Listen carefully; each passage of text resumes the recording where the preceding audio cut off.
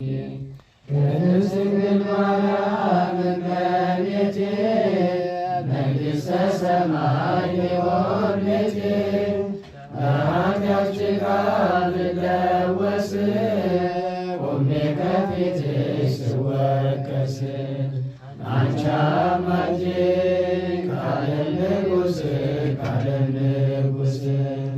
አንቺ አማላጅ ከሰማይ ከምድር ንጉሥ ድንግል ማርያም ሁኚ ዋሴ እንሰግድ ለኪ ቃል ሲነገር ልስማ ይርዳው እባክህ ልቤን ክፈት የልልያ ልብ እንደከፈተ ልቤን ክፈት የልልያ ልብ እንደከፈተ። በስመ አብ ወወልድ ወመንፈስ ቅዱስ አሐዱ አምላክ። በስመ አብ ወወልድ ወመንፈስ ቅዱስ አሐዱ አምላክ። በስመ አብ ወወልድ ወመንፈስ ቅዱስ አሐዱ አምላክ አሜን። ይትባረክ እግዚአብሔር አምላከ እስራኤል አምላከ አበዊነ ቅዱሳን ዘተሳሃለነ ወገብረ መድኃኒተ ለሕዝበ ዚአሁ። ይቅር ያለን ለወገኖቹ ለምእመናን ሕይወትን መድኃኒትን የሰጠ የአባቶቻችን አምላክ የእስራኤል ፈጣሪ ቸሩ እግዚአብሔር ቅዱስ ስሙ የተመሰገነ ይሁን። እንዴት ዋላችሁ? ቸርነት፣ ምሕረት፣ ይቅርታ፣ መግቦት የባሕርይ ገንዘቡ የሆነ አምላካችን መድኃኒታችን ኢየሱስ ክርስቶስ ለአምላክነቱ እንደሚገባ ቅዱስ ስሙ የተመሰገነ ይሁን። እመቤታችን ወላዲተ አምላክ ንጽሕት ቅድስት ድንግል ማርያም ቅዱስ መስቀል ቅድስት ቤተ ክርስቲያን የወደዳቸው ቅዱሳን ሁሉ የተመሰገኑ ይሁኑ። እንኳን አደረሳችሁ። ቸር መድኃኔዓለም የእመቤታችን ጣዕመ ፍቅሯን የቅዱሳንን በረከት ያሳድርብን። ትንቢተ ኢሳይያስ ምዕራፍ 28 ቁጥር 14 ስለዚህ የተጨነቃችሁ ሰዎችና በኢየሩሳሌም ያለውን ሕዝብ የምትገዙ አለቆች ሆይ የእግዚአብሔርን ቃል ስሙ። እናንተም ከሲኦል ጋር ተማምለናል፣ ከሞትም ጋር ቃል ኪዳን አድርገናል፣ ሐሰትንም መሸሸጊያን አድርገናልና በሐሰትም ተሰውረናልና አውሎ ነፋስን ባለፈ ጊዜ አይደርስብንም ትላላችሁና። ስለዚህ ጌታ እግዚአብሔር እንዲህ ይላል፣ እነሆ በጽዮን ድንጋይን ለመሠረት አስቀምጣለሁ፣ ዋጋው ብዙ የሆነውን የተመረጠውን የከበረውንና መሠረቱ የጸናውን የማዕዘን ድንጋይ አኖራለሁ። በእርሱም የሚያምን አያፍርም። ፍርዴን ለተስፋ ይቅርታዬንም ለትክክለኛ ሚዛን አደርጋለሁ። በከንቱና በሐሰት የሚታመኑ ከአውሎ ነፋስ አያመልጡም። ከሞትም ጋር ያደረጋችሁት ቃል ኪዳን ይፈርሳል፣ ከሲኦልም ጋር የተማማላችሁት መሐላ አይጸናም። የሚያልፍ አውሎ ነፋስ በመጣ ጊዜ ይረግጣችኋል፣ ትደክማላችሁም፣ ባለፈም ጊዜ ይወስዳችኋል። ማለዳ ማለዳ በቀን ያልፋል፣ በሌሊት ክፉ ተስፋ ይሆናል። እናንተ ያዘናችሁ መስማትን ተማሩ። ስለ ቅዱስ ቃሉ ቸሩ እግዚአብሔር የተመሰገነ ይሁን። ወላዲተ አምላክ በትንቢተ ኢሳይያስ ክፍል 12 ዛሬ ትምህርታችን እንቀጥላለን። ቀደም ሲል የሰማችሁት ኃይለ ቃል በተለይ ለትምህርታችን መነሻ የሚሆነን በ16ኛው ቁጥር ያለውን ኃይለ ቃል ነው። ኃይለ ቃሉ እነሆ በጽዮን ድንጋይን ለመሠረት አስቀምጣለሁ ይላል።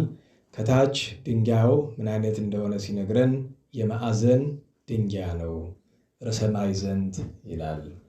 ስለዚህ የትምህርታችን ርዕስ አንድ እሱ ሆኖ ማንሻው በጽዮን መገስገሻው የማዕዘን ድንጋይ ሆኖ መጨረሻ ዋና ማትኮሪያችን ወዘአምነ ባቲ ኢይትሐፈር ይላል። አማርኛው ግን ሲተረጉም አላቀናውም። ያመነበት ብሎ በወንድ ተርጉሞታል። ግዕዙ የሚለው ወዘአምነ ባቲ ይላል። ያመነባት አያፍርም ይላል። እሱ ርዕስ ነው። ዋና ርዕሳችን እሱ ነው። ከዚህ አስቀድሞ ሁለት ነገሮችን እናንሳ። ዛሬ 12 ነው የቅዱስ ሚካኤል ወራዊ በዓል። እንደዚህ ጉባኤ ደግሞ የቅዱስ ማቴዎስ ወንጌላዊ ወራዊ መታሰቢያ ነውና እንደዘወትሩ ካህን ቢገኝ ኑሮ ምስባክ ነበረ። ግን ያው ካህናት በአጋጣሚ በአካባቢ የሉም መሰለኝ። ስለዚህ በከንቱ እንዳያልፍ ጥቂት ኃይለ ቃላትን ስለ ምስባክ እና ስለ ጸሎተ ወንጌል በአጠቃላይ በቤተክርስቲያናችን ስርዓተ ቅዳሴ 9 ክፍል አለው ሲባል ሰምታችሁ የተመራችሁ ይሆናል። እዚህ በፊት ከአንዴም 2 ጊዜ ስርዓተ ቅዳሴ እዚህ ተምረናል። ከ9ኙ የቅዳሴ ክፍሎች መካከል አንደኛው ጸሎተ ወንጌል ነው። ጸሎተ ወንጌል ከጸዋቱ በፊት ከጸሎተ ኪዳን በኋላ ነው ያለ። ጸሎተ ወንጌል የሚጀምረው በተንስኡ ነው። ጸሎተ ኪዳን ካለቀ በኋላ ዲያቆኑ ተንስኡ ለጸሎት ይላል። ተስፋ ድነት የተደረገበት የአዳም ጸሎት ነው። እዚሁ ተሳለን እንላለን። ሰላም ለኩልክሙ ስለመንፈስከ የተለመደ ነው፣ ብዙዎቻችሁ ታውቁታላችሁ።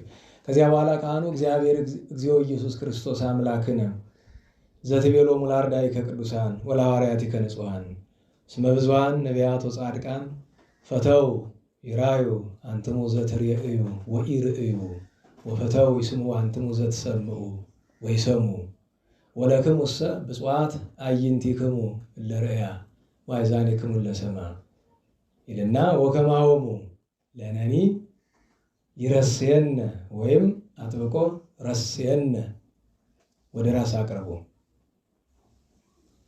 ድልዋነ ንስማ ወንግበር ቃለ ወንጌል ከቅዱስ በጸሎቶሙ ለቅዱሳን ይላል። ኃይለ ቃሉ እኩሉ በቅዱስ ማቴዎስ ወንጌል በምዕራፍ 13 ያለ ነው።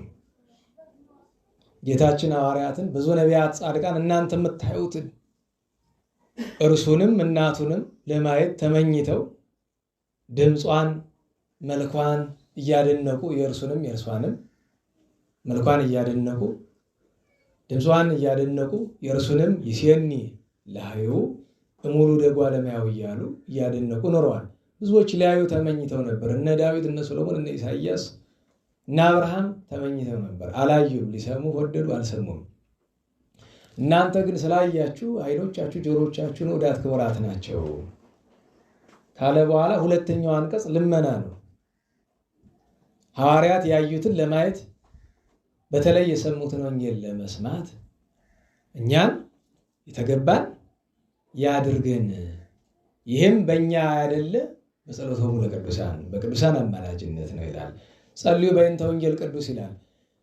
በልማድ ስለምንለው ነው እንጂ ስለ ቅዱስ ወንጌል ጸልዩ ማለት ለወንጌል አይደለም እንጸልይለት፣ ወንጌልን ለመስማት የተገባን እንድንሆን ጸልዩ ይላል። በዚህ ጊዜ ካህኑ በውስጥ የሚጸልየው ጸሎት አለ። ከሀሌታ በኋላ ነው በእርግጥ የሚጸልየው እና ውስጡ ኃይለ ቃሉ ላይ ምን ይላል? አኮ ዘንሰመ ባሕቲቱ በሰዓታትም ታውቁታላችሁ። የምንሰማው ብቻ ሊሆን አይደለም፣ አላ ንግበር እንድንሰራ ነው እንጂ በከመ ሰማይነ እንደሰማን ከመ ይፍሬ ላዕሌነ ፍሬ ሰናየ በእኛ ላይ በጎ ፍሬ እንዲያፈራ ማለትም ሰምተን እንድንሰራው እየንተ አሃዱ 30 ወ60 ወሜተ ይህም ቃለ ወንጌል ነው አይደለም።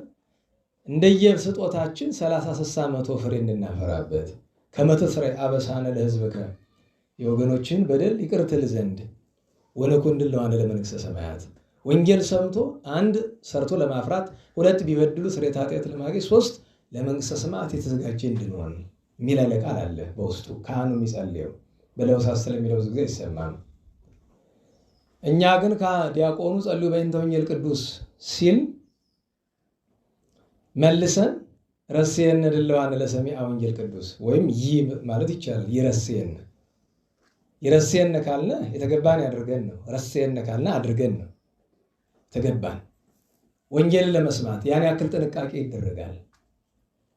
እንዲያውም በገጠር ብትሄዱ ካህኑ ከማንበቡ በፊት በትእዛዝ የተጻፈ አለ አይደለም። ስለ ቅዱስ ማቴዎስ ከሆነ ባርክ ነገረ ዘወንጌለ ቅዱስ ማቴዎስ ማርቆስ ሉቃስ ረዲከ ሐዋርያ ከሊል ይችላል። ረዱ ሐዋርያው ለእግዚእነ አምላክነ መድኃኒነ ኢየሱስ ክርስቶስ ሊል ይችላል። ለክብረ መንግሥት ይደሉ ስባሄ ወይም ስብሐት ወትረ እምድ እስከ አርያም ለዓለመ ዓለም ይላል። የቅዱስ ዮሐንስ ሲሆን እንደሆነ ግን ዝቃል ዘእግዚእነ አምላክነ መድኃኒነ ኢየሱስ ክርስቶስ ለክብረ መንግሥቱ ይደሉ ስብሐት ወትረ እምድ እስከ አርያም ይላል። ከዚያ አያይዞ ካህናት ከወንጌል ዓላማ ከመስቀል ዓላማ ከተማ አያናውፀን ብለው ነው የሚያነቡ። ከዛ ወንጌል ዘማቴዎስ ዘማርቆስ፣ አሁን ዛሬ ማቴዎስ ስለሆነ ዘማቴዎስ ወንጌል ዘማቴዎስ ተብሎ ይነበባል። ከዚያ ከሱ የሚቀድም ግን ምስባክ አለ። እንደምታውቁት ምስባክ ከዳዊት ብቻ ነው የሚመረት፣ ከ150 ዳዊት። አባቶቻችን ምስባክ ከዳዊት የተወሰደበት ምክንያት ዳዊት ልበ አምላክ ስለሆነ በአምላክ ልብ የታሰበውን ለማወቅ ሀብት ስለተሰጠው የአምላክን ፈቃድ እንድናውቅ በሱ ምክንያት ነው። አንድ ሁለተኛ ዳዊት ያልተናገረለት ምንም ምክንያት ስለሌለ። ሶስት ለወንጌል መቅደሙ ዳዊት ነው። የወንጌል መቅደሙ ትንቢት ነው። የትንቢት አክሊሉ ደግሞ ዳዊት ነው። የቅዱስ ዳዊት መዝሙር ነው። ታዲያ ሲጮህ የሚጮኸው ዲያቆኑ ስንቴ ነው የሚል? 2 ጊዜ። እኛ ስንት ነው የምንል? 5 ጊዜ። አጠቃላይ እኛ 3 እሱ 2 5 ጊዜ ማለት ነው። ያ እንግዲህ 5000 ዘመን ሁሉ ነቢያት ትንቢት ሲናገሩ ሱባዔ ሲቆጥሩ ስለኖሩ እሱን ለማዘከር ነው። ሌላም ብዙ ምስጢር አለው። በሕዋሳትም ይተረጎማል፣ በምስጢራትም ይተረጎማል፣ በቅንዋትም ይተረጎማል፣ እንዳገባቡ ይተረጎማል።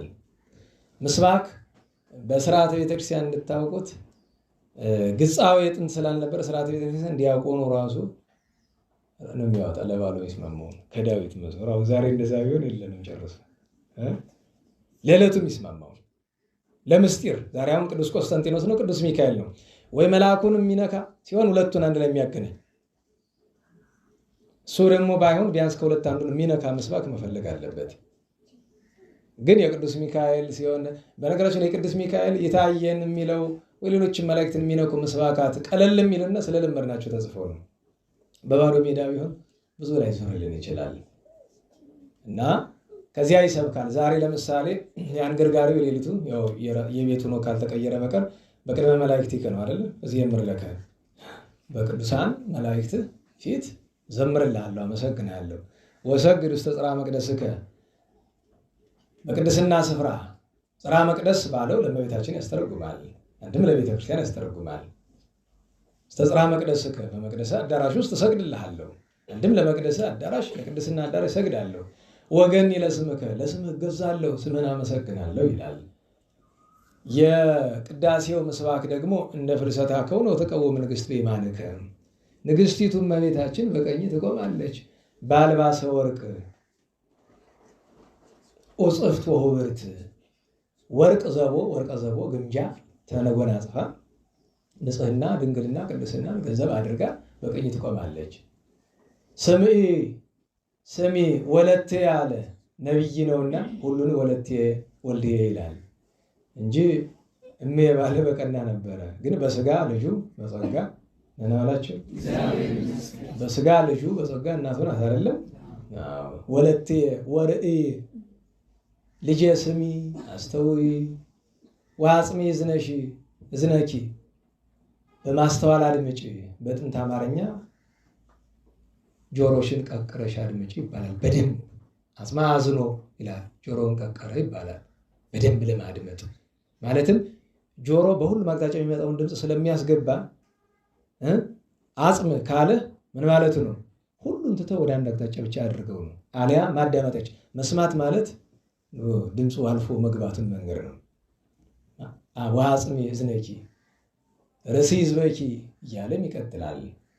ከዚያ ግን በቅዳሴው ምን አለ? እግዚኦ ኩነኔ ከለ ቆስጠንጢኖስ ሀቦ ለንጉሥ፣ አቤቱ ፍርድህን ለማን ስጠው? እውነት መፍረድን ለንጉሱ ስጠው አለ። እውነት መፍረድን ቆስጠንጢኖስን ምን ያስደንቀዋል ብሎ እውነት መፍረድ ያስደንቀዋል። እግዚኦ ኩነኔ ከሀቦ ለንጉሥ ወጽድቀ ከኔ ለወልደ ንጉሥ።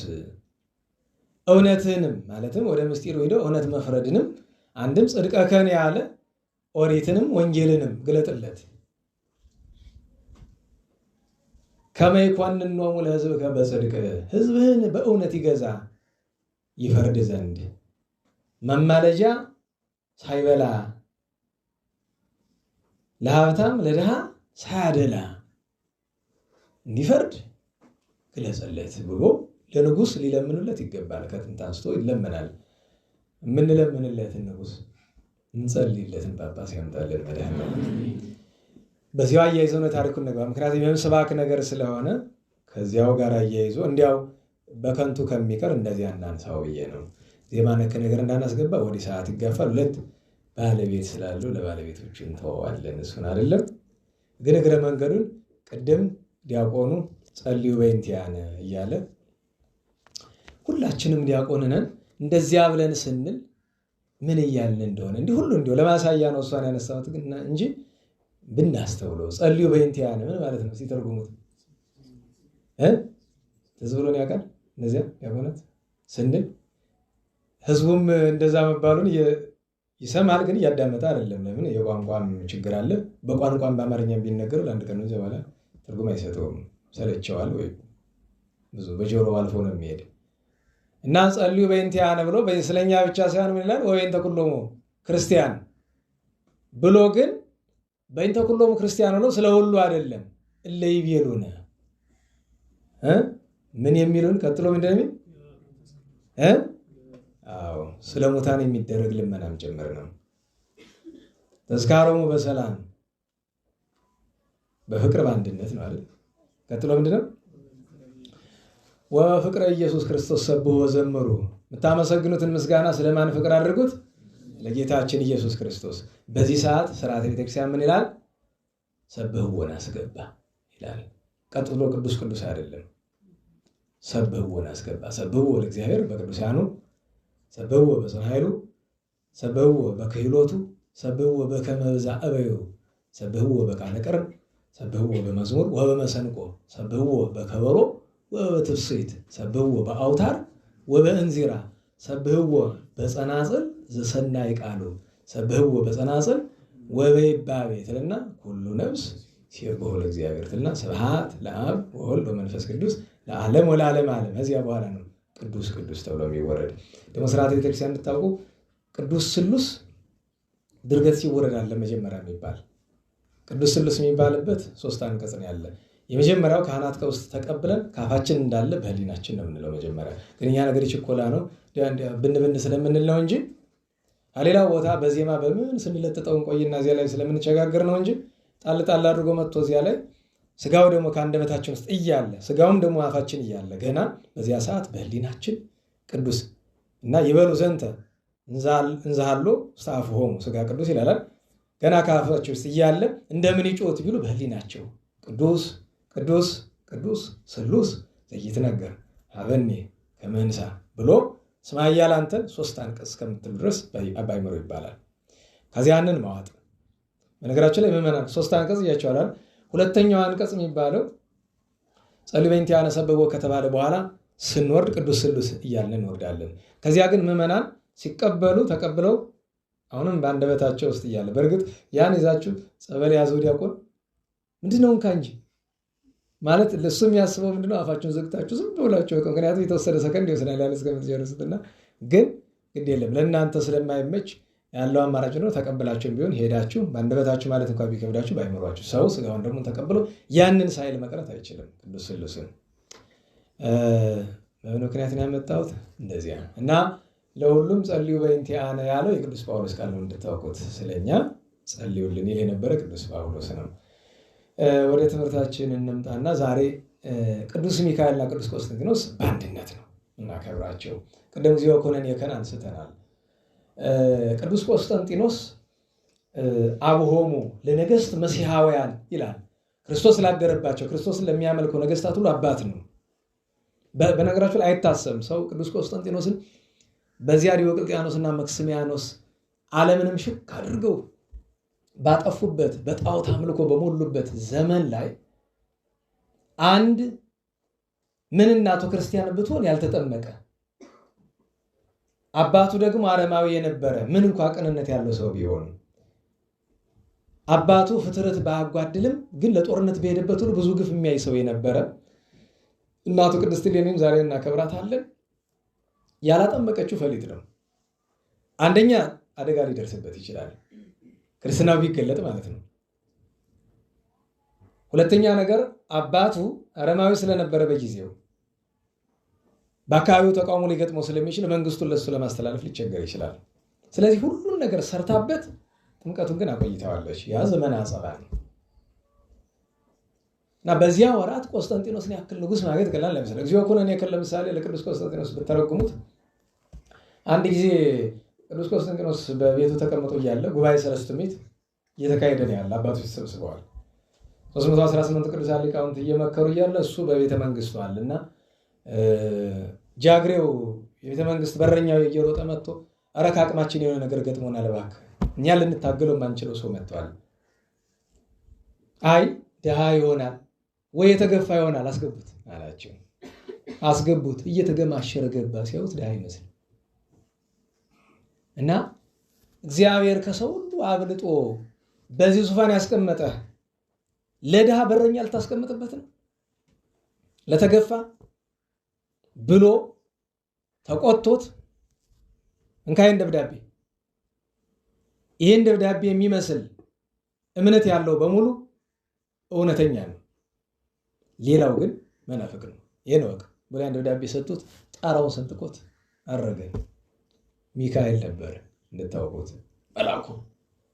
እንዴት ቢሉ የገሊላው ጳጳስ ሲመጣ ከመንገድ አርዮሳውያን ክርስቲያኖችን ሲገሉ ያገኛል። አይ እችን እምነቴን ጌታዬ ውሰድ ያለኝን መድኃኒቴ ውሰድ ያለኝን ደብዳቤ የሚወስድልኝ ባገኘው ሰማዕትነት ተቀበልኩ አለ። ሚካኤል መጥቶ ሂድ ሰማዕቱን እኔ ወስድልሃለሁ ብሎ መጥቶ ግን በአምሳለ እንግዳ ሰው መስሎ ስለሆነ የመጣ አላሳልፉት ብሎ ረጅም ቀናት ያቆማል።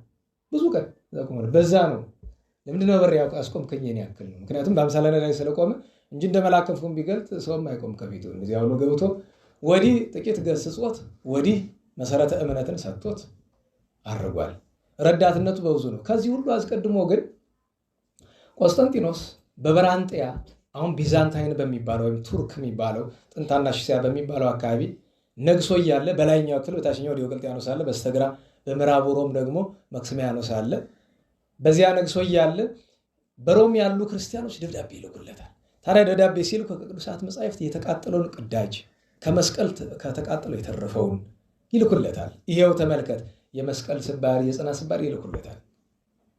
በአዋጅ ቤተክርስቲያን ተዘግታ ነው አብያተ ቅዱሳት ሁሉ ተቃጥለው ክርስቲያኖች ተፈጅተው ነበር እና እባክህ አንተ ፍጥረት የምታውቅ ንጉሥ ነህና መጥተህ ከግብርናተ መክስሚያኖስ አድነን ብለው። የሚገርማችሁ ክርስቲያኖች ብቻ አይደሉም የሚልኩ የነበሩ አሕዛብ ሁሉ ላኩ። በቃ ና አንተ ምራን ብለው ከዚያ እሺ ብሎ አላቸው። ግን ደግሞ ግራ ገባው ሂዶ። ለምን? መክስሚያኖስ ሰፊ ግዛት ያለው ስለሆነ በጦር ኃይል ይበዛል፣ ኃይለኛ ነው እና በዚህ እየተጨነቀ እያለ ሰራዊቱን ይዞ በፈለገ ባዶስ ላይ ሳለ በሰማይ ላይ ጽሑፍ ያያል።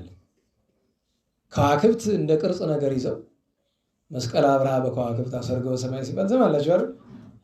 እና ቅርጽ ሰርተው በመስቀል ምልክት ከዋክብት የፀሐይን ብርሃን ሲሸፍኑት እዚያ መስቀሉ ላይ ምን የሚል ጽሑፍ አለ? ኒቁስጣጣን የሚል ጽሑፍ አለ። እንደየቋንቋው ኒቁስጣጣን የሚሉትም አሉና እንደዚያ የሚል ጽሑፍ ያለ አልገባው አለ። በዚያ ወራት ይሄ ምንድነው ለሰራዊት የሚጠይቅ ከፍርሃታቸው የተነሳ አንድ ሰው ስመ መስቀል ስመ ክርስቶስ የሚጠራ አልነበረም። በጊዜው አንድ ወጣት ጎልማሳ ወታደር ነበር፣ አውስግኒዮስ የሚባል በኋላ በጥር 5 ሰማዕትነት ላይ የምናገኘው ነው። እሱስ መጥቶ ይሄ ጌታችን ኢየሱስ ክርስቶስ ቅዱስ መስቀል ነው፣ እዚህ ላይ የተጻፈው በዚህ መስቀል ጠላትን ድል ማድረግ ትችላለህ ነው የሚል ብሎ ተረጎመለት። መንፈስ ቅዱስ ያደረበት አንድ ወታደር እሱ ነግሮታል። ግን ቅዱስ ቆስጠንጢኖስ አንድ ወታደር አምኖ መሄድ ከባድ ነው። ለምን? ያ ወታደር ቅዱስ ይሁን አይሁን አያውቅም። እሱ በዚያች ሌሊት ሰማይ እየተመለከተ እያለ ቅዱስ ሚካኤል በራእይ መጥቶ ተገለጠለት። ያ ወታደር የተረጎመለት ትክክል ነው። ስለዚህ በፈረስህ በግንባራቸው በደረታቸው በልጓማቸው በሰይፍህ ላይ በሁሉ ነገር የመስቀል ምልክት አድርግ፣ በዚህ መቼም አንተ ድል አትነሳም፣ ጠላት ማሸነፊያ ነው፣ በዚህ ትምህርተ መስቀል ትመውፀረ ከሲልህ ነው ብሎ ተረጎመለት። ያንን አደረገ። ተሻግሮ ሲመጣ መክስሚያኖስ ለመዋጋት ትልቅ ድልድይ አሰርቶ በድልድዩ ተሻግሮ መጣ። መጀመሪያ ላይ የታዘዙትን ወታደሮች እንደሚገባ ስላላደረጉ መክስሚያኖስ መጋፋት ጀመረ። ከዛ ቆስጠንጢኖስ ሲመለከት እንዴ ለምንድን የነገርኳችሁን የማታደርጉ ብሎ ሁሉም መስቀል ወደፊት፣ ጋሻም ላይ መስቀል፣ ሰይፉም ላይ መስቀል፣ ፈረሶቹ በየተለያየ ስፍራ ያ ሲመጣ የመክስሚያኖስ ሰራዊት ከአጋንንት ሰራዊት አጋንንት ጋር ስለነበረ የመጣ ደነገጡ፣ መሸሽ ጀመሩ። ሲሄዱ ድልድዩ ላይ ሲደርሱ ሚካኤል ነበርና በዚያም በዚህም ድልድዩ 2 ቦታ ሰበረባቸው። በሙሉ እንደ ፈርዖን እዚያው ሰጥመው አለቁ። ቅዱስ ቆስጠንጢኖስ በድል አድራጊነት ሮም ከተማ ሲገባ ክርስቲያኖች በሙሉ ወንጌሉን መስቀሉን እየያዙ ወጥተው እግዚአብሔርንና ቅዱስ መስቀሉን አመሰገኑ። ቆስጠንጢኖስንም መረቁት። ከዚህ አያይዞ በነገሰ በ7ኛው ዓመት ነው የተደረገና ከዚህ አያይዞ አዋጅ አወጣ። የአዋጅ በታሪክ የሚላን አዋጅ ይባላል አይደለም? እናላችሁ አዋጁ የወጣ መክስሚያኖስና ዲዮቅልጥያኖስ ሙሉ በሙሉ ከተነቀሉ በኋላ ነው። የአዋጅ ምን ይላል? ብዙ ነው ዝርዝሩ። ዋና ግን ሁሉ ጊዜ አክሊሉ ምንድነው? እነሱ ያወጡት አዋጅ ግልባጭ ነው። እነሱ አብያተ ክርስቲያናት ይታጸዋ ወአብያተ ጣዖታት ይትረሃዋ ነው። ቤተ ክርስቲያን በሙሉ በተገኘበት ይዘጋ ይቃጠል ብለው ነበረ። ጣዖት ቤት ይከፈት ብለው ነበር። እሱ ደግሞ ጣዖት ቤቶች በሙሉ ይዘጉ፣ አብያተ ክርስቲያናት ይከፈቱ አለ። እነዚያኞቹ ክርስቲያን ያልሆነ ይገደል ብለዋል። ማለት ክርስቲያን የሆነ ይገደል ብለው ነበረ። ቆስጠንጢኖስ ግን ክርስቲያን ያልሆነ ይገደል አላለም። ሰው የፈለገውን ማምለክ ይችላል። ክርስቲያኖች ሙሉ ነፃነት ተሰጣቸው። ያስተምሩ፣ አስተምረው ካመነላቸው ክርስቲያን ይሆን፣ ካልሆነ ከፈለገ ድንጋዩንም ያምልክ፣ እሱ መብቱ ነው። ክርስትና የነፃነት እምነት ነው። እንዲህ ያደረገ መክስሚያኖስና ዲዮቅልጥያኖስ አንድ ራሱን የቻለ ሙሉ ክፍለ ጦር ነበራቸው፣ ቤተክርስቲያን ለማፍረስ ብቻ የተሰማራ። በዚያ ምክንያት በሮም በሶሪያ ቤተክርስቲያን የሚባል ለዘር አይገኝም ነበር። ለዚያ ፈንታ ቅዱስ ቆስጠንጢኖስ ምን አደረገ? አንድ ሙሉ ክፍለ ጦር ሰራዊት እየዞረ ቤተክርስቲያን እንዲያነጽ አደረገ። ይህንን የሚመራ አውሎጊዮስ የሚባል ቅዱስ የጦር መሪ መደበ። አብዛኛው ቤተክርስቲያናትን የሐዋርያት የነቢያት የሰማዕታትን በሙሉ የሰራ ይሄ ቅዱስ የጦር አለቃ ነው። እንዲህ አድርጎ እና ዛሬ ይህን የምናስብበት ቀን ነው። ለዛ ነው አርኬው ደስ ይለኛል። ሁሉም አርኬ ጥሩ ነው፣ ግን የበለጠ ደስ የሚያሰኙ አሉ። ሰላም እብል በቃለ ፍስሐ ወሶላሜ፣ ደስ እያለኝ ሰላም እየተሰማኝ አንድም የፍስሐ የሶላሜ የደስታ የሰላምታ ቃል እያቀረብኩኝ እንዲህ እላለሁ። ዘልፈተ ዓለም የኮነ ዓለም የሚጠፋበት አይደለ፣ ወነብሰ ብዙኃን አማሜ የብዙ ሰውነትን መከራ የሚጥል ነገርም አይደለም። ሃይማኖተ ክርስቶስ ነሲኦ የክርስቶስ የመድኃኒታችንን ሃይማኖት ይዞ ማለት ክርስቶስን አምኖ ወዘ መስቀሉ ትርጓሜ የመስቀሉን ኃይል ገንዘብ አድርጎ ትርጓሜ ባለው ላይ የተጻፈውን ነገር ተረድቶ ቆስጠንጢኖስ ዮም ነግሰ በሮሜ፣ ዛሬ ቆስጠንጢኖስ በሮም ከተማ ነገሰ። ዘመክስሚያኖስ እሉ ድርሃል ቀድሜ፣ የካዲው የመክስሚያኖስ የአገዛዝ ዘመኑ ካለቀ በኋላ ይላልና የጻድቁ ንጉሥ የረዳቱ መልአክ በረከት ይደረበን። ዛሬ ቅድስት እሌኒ እናስባለን። ቅድስት እግዚአርያ ዛሬ ዓመታዊ የዕረፍት በዓሏ ነው። የአቡነ ተክለ ሃይማኖት እናት ቅድስት እግዚአርያ ሳታለን ይሆን ይሽማክ ቅድስት እግዚአርያ የአቡነ ተክለ ሃይማኖት እናት ናት። ትርጓሜ ያልሰማችሁ አሜን እንዳገባው ይተረጎማል አለ። ለእምነት ቢሆን እውነት ነው። ምርቃት ቢሆን ደረግልኝ አይደል? ታሪክ ቢሆን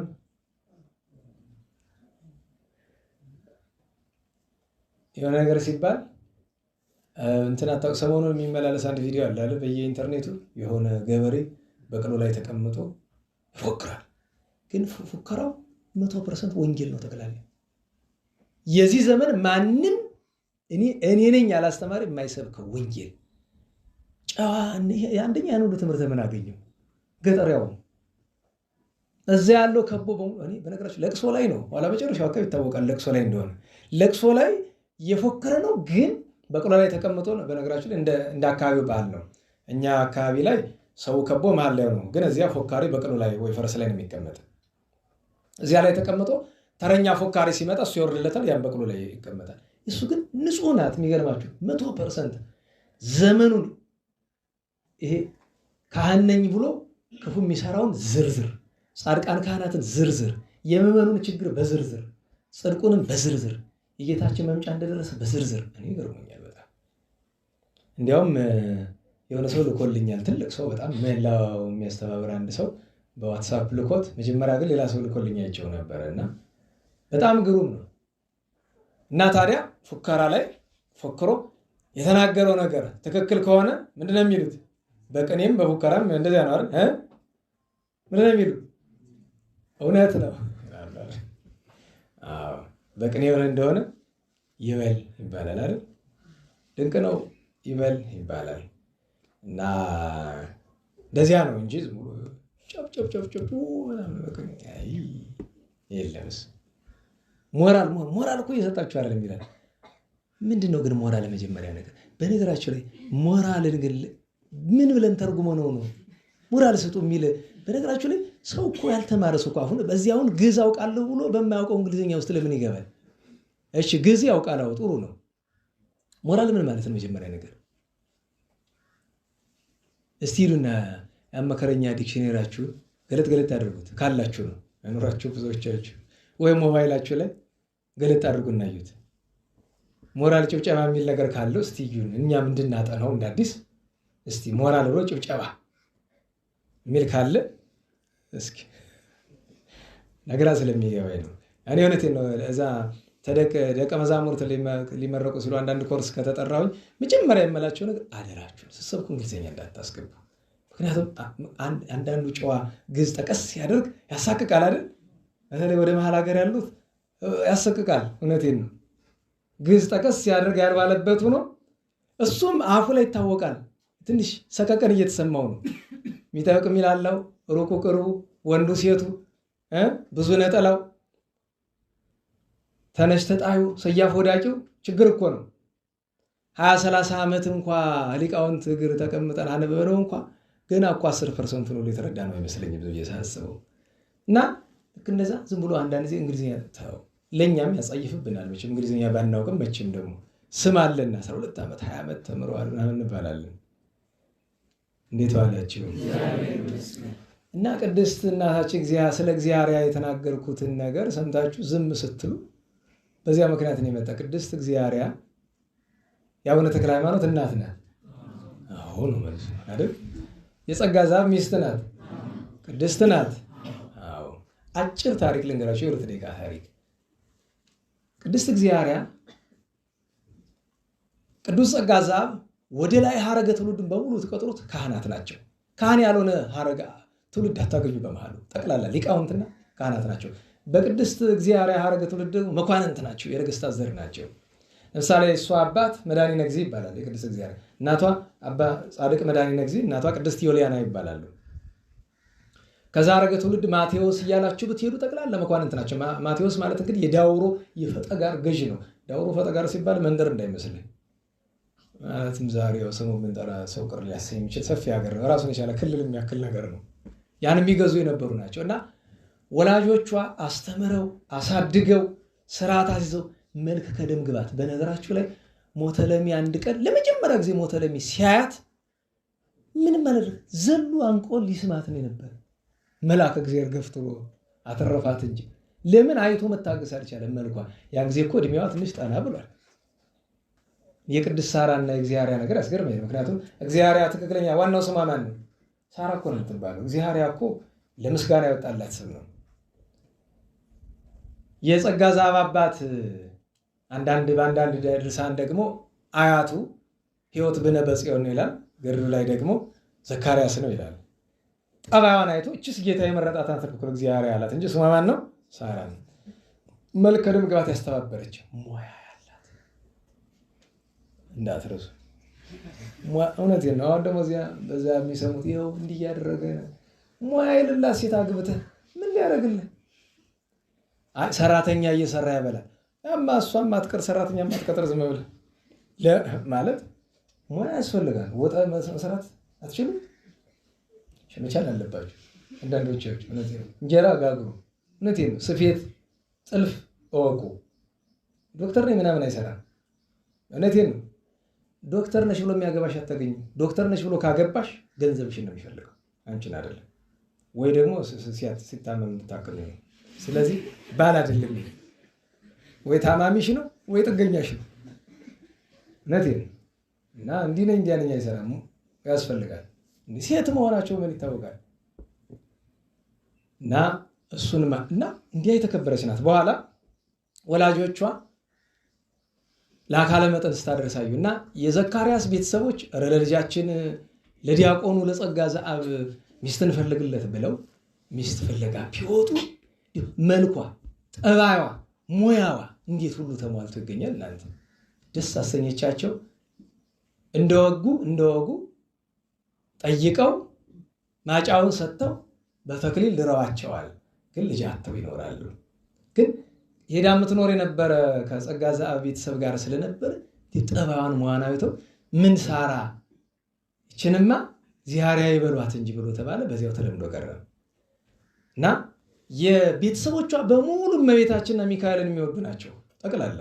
እሷ ደግሞ በሚካኤል ላይ ያላት ፍቅር ይጸናል። ለዛ ነው ዛሬ ያረፈችው በሚካኤል ቀን። እንድታውቁት የተወለደችውም የህዳር ሚካኤል ነው። ህዳር 12 ነው ልደቷ እና እግዚአብሔርን እያገለገለች ቅዱስ ሚካኤልን እየዘከረች ደግሞ እህት አለቻት። ማን የምትባል እምነ ጽዮን የምትባል እሷ ደግሞ እመቤታችን በጣም የምትወድ እምነ ጽዮን ማለት የአቡነ ቀውስጦስ እናት ናት፣ ወይም የአፄ ይኩኖ አምላክ እናት ናት። ሁለቱንም የወለደች እሷ ናት እና ያችኛቱ እመቤታችን የምትዘክር፣ ይችኛቱ ደግሞ ቅድስት እግዚአርያ ደግሞ ቅዱስ ሚካኤል ለምትዘክር። ታዲያ ዘውትር ልጅ ስጠኝ ነው። ኋላ ግን በቃ ልጅ የማይሰጠን ከሆነ በላ እግዚአ ቅዱስ ጸጋ ዘአብን በቃ እኔ ዓለም እንግዲህ ልጅም አላገኘንም። ታዲያ እዚህ ዓለም እኔ እናንተ ባልጋ መተኘታችን ልጅ የማያስገኝ ከሆነ ምን ያደርግልናል? ምን ፋይዳ አለው? ለአንተም ለእኔም አያስፈልገንም እኮ ሀብት ንብረታችን ለድሃ አካፍለን አገልጋዮቻችን ነፃ ወጥተን እንመንን አለችው። አይ እህቴ እስቲ ጥቂት እንታገስ፣ የችኮላ እንዳይሆንብን ኋላ ጸጸት እንዳይመጣ ነው። የለም ከልቤ ነው። ተከራከሩ፣ አሸነፈችው። ግን ጥቂት እንታገስ በሚለው ተስማሙ። ግን ያሸነፈች እሷ ነበረች። ከዚያ በኋላ መከራ መጣ። እግዚአብሔር ቸርነት ሊያደርግላቸው ሲፈልግ መከራው መጣ። ሞተለሚ የሚባል ሰው አንድ ጊዜ መጥቶ ነበረ። ጦርነት መጥቶ ማን ጋር ይገጥማል? ከገላውዲዮስ ጋር። ገላውዲዮስ ማለት የቅድስት እምነ ጽዮን ባሏ ነው። አገረ ገዢ ነው። ዳውሮን ፈጠጋርን የሚገዛ እሱ ነው። ጦርነት ተደርጎ እምሽክ አድርጎ ወደ 2,000 ሰራዊት የሞተለሚን ገድሎበት ሄደ። ለምን? ገላውዲዮስ ጻድቅ ነው። በነገራችሁ ላይ በኋላ ሰኔ 11 የምናከብረው ጻድቅ ነው መንኗል። የይኩኖ አምላክ አባት እሱ አይደለም። የአፄ ይኩኖ አምላክም ሆነ የአቡነ ቀውስጦስ እናት ተመሳሳይ ናት። አባቶቻቸው ግን የተለያዩ ናቸው። ምክንያቱም አባ ገላውዲዮስ ዓለም በቃኝ ብሎ ገዳም ከገባ በኋላ ሚካኤል መጥቶ አግቢ ከአንቺ የኢትዮጵያ ንጉሥ ጻድቅ የሆነ የእሱ የዘር ሐረግ ለረጅም ጊዜ የሚገዛ ትወልጃለሽ ብሎ ሁለተኛ እንድታገባ አድርጓታል ቅድስት እምነ ጽዮን እና ጠባቸው ዋናው ምክንያት የጠባቸው ቅድስት እምነ ጽዮን ናት። ምክንያቱም ሞተለሚ እምነ ጽዮንን ለማግባት ጠይቆ ነበረ።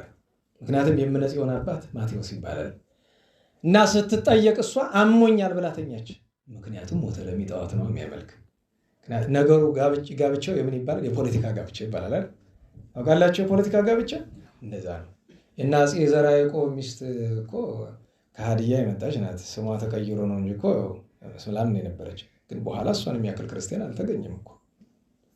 ብዙ የኢትዮጵያ ንግስታት ከሌላ እምነት የፖለቲካ ሆኖ ግን የተሳካ ጋብቻም አለ እና በዚያ ምክንያት ቂም ይዟል። የሚፈልግ እሷን ነው። ገላውዲዮስን ገሎ እሷን መውሰድ የሚፈልግ ሊያገባት ስለፈለግ ድጋሚ በሁለተኛ ሲመጣ ግን ገላውዲዮስ አልቻለውም። ብዙ ሰራዊቱን አጥፍቶ ጽላልሽን የዞረር የሚባለው ዙሪያውን በሙሉ አጥፍቶ ሁለቱን ሴቶች ማርኳቸው ሄደ። እግዚአርያንና እምነ ጽዮን ሁለቱንም ይዟቸው ሄደ። ጸጋ ዘአብ አመልጦ ሄዶ ባህር ውስጥ ገብቶ ቅዱስ ሚካኤል እዚያ ውስጥ የበረሃ ድንኳን ሰርቶለት ተረፈ። ከዚያ በኋላ ግን ሀዘንና ለቅሶ ነው። በቃ ሀገሩ በሙሉ አብዛኛው አልቆ ጥቂት ነው ቀርቶ የነበረ። እነዚህ የተማረኩ በነገራቸው ላይ የቅዱስ ሚካኤል ዝክር ሲዘክሩ ነው መጋቢት 12 ቀን። እንግዲህ በእኛ ብናስበው እንዴት ሚካኤል እንዲያደርግና ያሰኛል አይደል? 10 ቀን ሙሉ ወርቅ አልብሰው ምግብ ያቀርቡላቸዋል። ወስዶ መጣል ምግብ ያቀርቡ። ምክንያቱም እዚህ በፊት ስናስተምር አንዳንድ ሰው አይገባውም። ስመ አጋንንት የተጠራበት ምግብ እኛ እንበላም። የአሕዛብ ምግብ ማለት እሱ ነው። በጣም ቢረበንና አማራጭ ብናጣስ ጸሎት አድርገህ ባርከው። እምነት ላለው እግዚአብሔርና እምነ ጽዮን 10 ቀን ሙሉ እንቅልፍም የለም ምግብም አይበሉ። እንቅልፍ የማይተኙበት ምክንያት ምንድነው? አንደኛ ሴት ናቸው፣ ጥንቃቄ ያስፈልጋል። በዙሪያቸው ያለ ብዙ ነውረኛ ስላለ። ሁለተኛ ነገር ጸሎት ነው፣ ትጋህ ነው። ሚካኤል ወዴት ነው? እምነ ጽዮን እመቤታችንን ትጠራለች፣ ገብርኤልን ትጠራለች፣ ገብርኤልን ትወዳለች። በ10ኛው ቀን ሰርግ ተደግሶ መጀመሪያ ሁለቱን ሊያገባቸው አንድ ላይ ማለት ነው። ቅድስት እግዚአብሔር ሚካኤልን አንድ ነገር ወቅሳለች። ወቀሳዋ ምንድን ነው? ልጅ ስጠኝ እያልኩ ስለምን ኑሬ ከንጹህ ካህን ሳትሰጠኝ ለአረመኔ ያሳልፈ ትሰጠኝ? ረድኤት ወዴት ነው ትለዋለች። ዝም አላመጨረሻ ለጣዖት ስገዱ ብሎ ሲሏቸው እምነ ጽዮን ተነስታ በእግሯ ብትለው ተንክባሉ ብትንትን በወርቅ በምናምን ትሰራው። አየህ ሴት ትላለህ ታዲያ ምንድነው? በቀደ አረጋዊ መንፈሳዊ ብያቸዋለ ሐራዊ ገዳም ሲለው ምን ሐራዊ ገዳም አረጋዊ መንፈሳዊ በለው እንጂ ሴት ይህን ያህል ኃይል አላት እኮ ረግጣታለች። ምን ያመጣል? ቢበዛ ቢገላት ነው። ያን ጊዜ ተበሳጭቶ ሰይፍ እመዛለሁ ሲል ሁለቱ ሊቃነ መላእክት ሚካኤልና ገብርኤል ከች እዚያ ቢወርዱ እዚያ ያለ በሙሉ ሆጭ አለ። ሞተለሚ አብዶ 25 ዓመት ኖሯል። በዘመኑ ላይ 25 አቡነ ተክለ ሃይማኖት ናቸው ተወልደው አድገው ሄደው ያደሩት። ሁለቱንም ገብርኤል ተሸክሞ እሷን ወስዶ ዳውሮ ለባለው ለገላውዴዎስ ሰጣት። ቅድስት እግዚአብሔርን ተሸክሞ አመጥቶ በቤተ ክርስቲያን ውስጥ አስገባት። ሚካኤል ራሱ አሁን ሄጄ ቦታውን አይቼዋለሁ። እግዚአብሔር ሲያጥንበት የነበረው ቤተ ክርስቲያን ማን ነው? ጸጋ ዛር ሲያጥንበት የነበረው ቅድስት እግዚአብሔርን ተሸክሞ አመጥቶ ያስገባበት ቤተ ክርስቲያን ማለት የአቡነ ታዲዮስ ስዕል ይታያችኋል። ወዴት ነው ያለ? ቤት አይኔን ያልደክማል። ኧረ የለም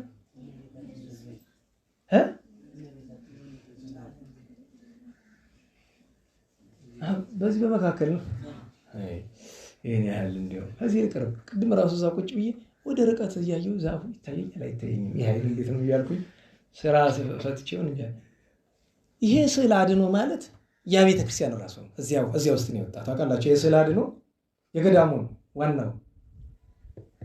ዋና ቅጂው ነው። በነገራችሁ ላይ ኮፒ እንዳይመስላችሁ ዋናው ቤተክርስቲያኑን ላነጸችላቸው ሰው ስዕሉን ሲሰጧት አይ ይሄ ለኔ አይገባም ለዝክረ ቅዱሳን የሚገባ ብላ ሰጣ ነው። እዛው ቦታ ነው እጄ ተቀብዬቸው የመጣው እዚያ ቦታ ማለት ነው። እዚያው ቦታ ላይ ነው ያታምር የተደረገ። ታዲያ ጸጋ ዘአብ ሲያጥን ቆይቶ ቢወጣ ሰው የለም ብቻውን ነው ሚያጥን። እንዳይቀድስ ማን ጋር ይቀድሳል? አብዛኛው ካህን አልቋል።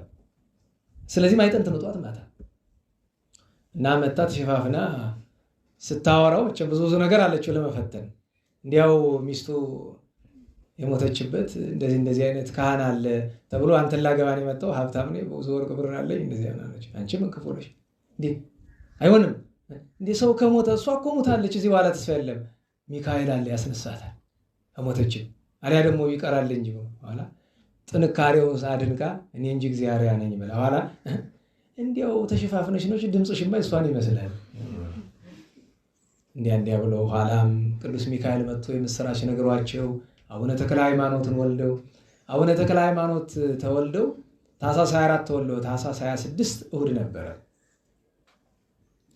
እና ቤተክርስቲያን ቅዳሴ እየተቀደሰ ከእናቱ እቅፍ ላይ እንደተቀመጠ አሐዱ አብ ቅዱስ አሐዱ ወልድ ቅዱስ አሐዱ ውእቱ መንፈስ ቅዱስ ይላል። እንግዲህ የሶስት ቀን ሕፃን አስቡት እና ተደንቃ ልጄ ይሄ ያንተ ስራ አይደለም ያባትህ ነው፣ አንተ ዝም ብለህ ጥባ መጥባት ነው ያንተ ስራ ብላለችው ይባላል። ኋላም ብዙ ነገር በቤታቸው የሆነ ነገር ሲጎልባት ለድሃ መሰጠው ስታጣ ልጅ ጣት እንደዚህ ዘርጋ ትላለች፣ እንደ ጣት ዘርጋለች፣ በል እንደዚህ እጁን ይዛ ታስባርከዋለች፣ ይሞላል።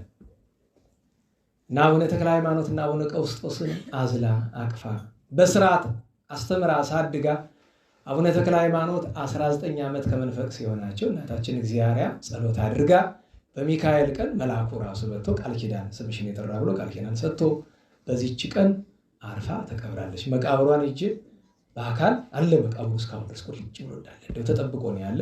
ስለተሳለምኩ ትልቅ ዕድል ይሰማኛል። ጽላለሽ ስትሄዱ እዚያ እሱ ይገኛል። ደብረ ጽላለሽ ኢቲሳ ላይ ማለት ነው። እና በእውነቱ እግዚአብሔር በረከቷን ያሳደረበት። በ17 ደግሞ የጸጋ ዛብ እናነሳለን። ሰዓቱን ገፍተነዋል በጣም ሳብ አድርጎነ ታሪኩ ለዚያ ነው። ወደ ትምህርታችን እንምጣ። እንዴት ዋላችሁ? ወዘአምነ ባቲ ይታፈር ነው አይደል? ያመነባት አያፍርም ነው። ከላይ ጀምረን ጥቂት እና ስለዚህ የተጨነቃችሁ ሰዎችና በኢየሩሳሌም ያለውን ሕዝብ የምትገዙ አለቆች የእግዚአብሔርን ቃል ስሙ ይላል።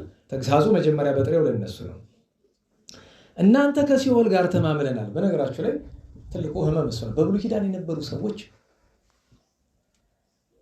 እስመ ምስለ ሞት ወሲኦል አልብነ መሐላ እንደማለት ብነ መሐላ ይላሉ። ሲኦል ምንም አይለንም። ሰው ባላየው መቀለድ ልማዱ አይደለም። እንደዚያ ይሉ ነበረ። ከሞትም ጋር ቃል ኪዳን አድርገናል፣ ሐሰትን መሸሸጊያ አድርገናል፣ በሐሰትም ተሰውረናል፣ አውሎ ነፋስም ባለፈ ጊዜ አይደርስብንም ትላላችሁ፣ ፄዋዊ አይመጣብንም፣ መከራ አይደርስብንም እያላችሁ ትመካላችሁ። ስለዚህ ጌታ እግዚአብሔር እንዲህ ይላል። እንግዲህ ለሚያምኑ ነው የተነገረ። እነሆ በጽዮን ድንጋይ ለመሰረት አስቀምጣለሁ፣ ድንጋይን ለመሰረት አስቀምጣለሁ አላችሁ። በግዕዙ እሰይም ነው የሚለው አላችሁ። እሰይም ነው የሚለው እዚህ ላይ አስቀምጣለሁ ይላል። ይሁን ግድ የለም። እንግዲህ ስለ ጽዮን ተነጋግረናል አይደል? እንዴት ዋላችሁ? ጽዮን ስንል መጀመሪያ ያቺ አምባዋ ተራራ ናት አይደል? አንድ ትርጓሜ። ሁለተኛ ጽዮን ስንል ኢየሩሳሌም ናት አይደል? ሁለተኛ ትርጓሜ። ሶስተኛ ጽዮን ስንል ቤተ እስራኤል ነው አይደል? ስንት? ሶስተኛ ትርጓሜ። አራተኛ ጽዮን ስንል ታቦቱን ነው። ታቦተ ጽዮን ይባላል አይደል? አራት። አምስተኛ ጽዮን ስንል ቤተክርስቲያን ነው። አምስት። ስድስተኛ ጽዮን ስንል መንግስተ ሰማያትንም የሚልበት አንቀጽ ይገኛል። ስድስት ነው። መጨረሻ ጽዮን ስንል ዋና አምባ መጸጊያ የሆናችን ጽዮን ስንል ማንን ነው? እመቤታችን። በጽዮን ድንጋይን ለመሰረት አስቀምጣለሁ ብሎ እግዚአብሔር በነቢዩ አድሮ የተናገረ የመሰረት ድንጋይ የተባለ ማን ነው ቢሉ ለጊዜው ዘሩባቤልን ነው። ነገር ግን ለፍጻሜው እንሂድ ከተባለ በጽዮን የመሰረት ድንጋይ አኖራለሁ ብሎ ያለ አባቶቻችን አንደኛ ለኦሪት ተረጎሙ። ደህና ዋላችሁ። ለምን ተረጎሙ? ለኦሪት። ምክንያቱም በታች ያመነባት አፍር የሚለውን በኋላ እንመጣበታለን። ሁለተኛ የመሰረት ድንጋይ የተባለች በራሷ ወንጌል ናት። ሶስተኛ የመሰረት ድንጋይ የተባለች እመቤታችን ናት። ከእመቤታችን በሚቀድም ቤተክርስቲያን አለች። አራተኛ እመቤታችን። አምስተኛ እና ግን ዋናው ትርጉም ግን እብነ ሕይወት ወደ ሰማይ ዘንድ የሕይወት ድንጋይ የማዕዘን ራስ የተባለ ማን ነው? ጌታችን ኢየሱስ ክርስቶስ ነው። ከእመቤታችን ተወልዶ እንዲያ ተብሏልና እብነ ሕይወት ወደ ሰማይ ዘንድ ተብሎ እሰይም ባለው አባቶቻችን ነው ተረጎሙ። ለኦሪት ቢሆን ኦሪትን የሰራት እሱ ነው። በነገራችሁ ላይ ለምንድን ነው የመሰረት ድንጋይ ያላት ቢሉ ኦሪትን ራሱ ሲሰራት ጌታችን 10 ትእዛዛት ምን ላይ ጽፎ ነው የሰጠው? በጥሬው እንኳን በቁሙ ምን ላይ ነው የተጻፉ? ድንጋይ ላይ ቅዱስ አለት ላይ ነው የተጻፉት። ለወንጌል ቢቀጽሉ ወንጌልን በአለት ላይ አልጻፋትም። ነገር ግን ወንጌል የተመሰረተችው ድቡሽት ላይ ነው ወይስ አለት ላይ ነው? ጌታ በቅዱስ ማቴዎስ ወንጌል በምዕራፍ 7 ላይ ምን አለ? ይህንን ትምህርቴን ሰምቶ የሚያደርገው ሁሉ ቤቱን በምን ላይ የሰራ ይመስላል አለ? በአለት ላይ። ወይ እንደ ትርጓሜ ጭንጫ ይላል። ጭንጫ ሲባል ብዙ አሸዋ ነው የሚመስለው። ጭንጫ ማለት ወንዝ ዳር ላይ የሚገኘው አለት ነው። ሌላ ቦታ ያለው አለት አፈሩ ምኑ ስለሚበላው ይሳሳል። ያ ግን ውሃው ሲያጥበው እያበረታው ነው የሚሄድ። አፈር ድንጋዩን ይበላዋል ብዙ ጊዜ። ጭንጫ ማለት ያ ነው፣ የወንዝ አለት ነው። ስለዚህ መሰረትነቷ ወንጌል እንደ አለት የበረታ ስለሆነ ለቤተ ክርስቲያን ቢቀጽሉ ቅዱስ ያዕቆብ በፍኖቶ ለዛ ራእይ ባየ ጊዜ ምን ተንተርሶ ነበር? ተኝቶ የነበረ ድንጋይ ነው አይደል? ያችን ድንጋይ ከምድር እስከ ሰማይ የሚደርስ የወርቅ መሰላል ተዘርግቶባት አየ። ለቤተ ክርስቲያንም ለእመቤታችንም ለወንጌልም ያስተረጉማል። ያችን ካየ በኋላ ተነስቶ ምን አለ? ዛቲ ኢትወታ ለሰማይ፣ እቺ የሰማይ ደጅ ናት አለ አይደለም? ከዛ ዘይት ሐንጽ ቤተ እግዚአብሔር፣ እዚህ ምን ይሰራል አለ? የእግዚአብሔር ቤት ይሰራል። ሐቅለ አሮን ይባላል ስፍራው በኋላ እና ይሰራል አለ። እዚያ ላይ ምን አፈሰሰበት? ቅዱስ ዘይት አፈሰሰበት እና ቤተ ክርስቲያንን መሰረቷን በዚያ እንመለከታለን። በምን ላይ? በአለት ላይ መሆኑ የማዕዘን ድንጋይ የመሰረት ድንጋይ የሚለው። ወደ አዲስ ኪዳን እንምጣና ሰሞኑን እያከበር ነው ባለው በቅዱስ ጴጥሮስና በጌታችን ውስጥ ምን አለ? ጴጥሮስን አንተ ውእቱ ክርስቶስ ወልደ እግዚአብሔር ሲለው ምንድን ነው ያለው? አንተ ምን ኮኩ አይደል? አለት ነህ። ወዲህ በዛቲ ኮኩ ነው፣ በዚያች አለት ላይ። ለዚያ ነው እችን የመሰረት ድንጋይ ያለው። ከዚያ ቀጥሎ እመቤታችን ነው። እመቤታችን ድንግል ማርያምን እንዲያም ሚላት ለምንድን ነው ቢሉ ለናዋላችሁ እሰይም ባለው የጌታን ልናመጣ ነው። ግን እመቤታችን ድንግል ማርያም እምነቷ አንድ፣ ንጽህናዋ ድንግልናዋ ሁለት ለናዋላችሁ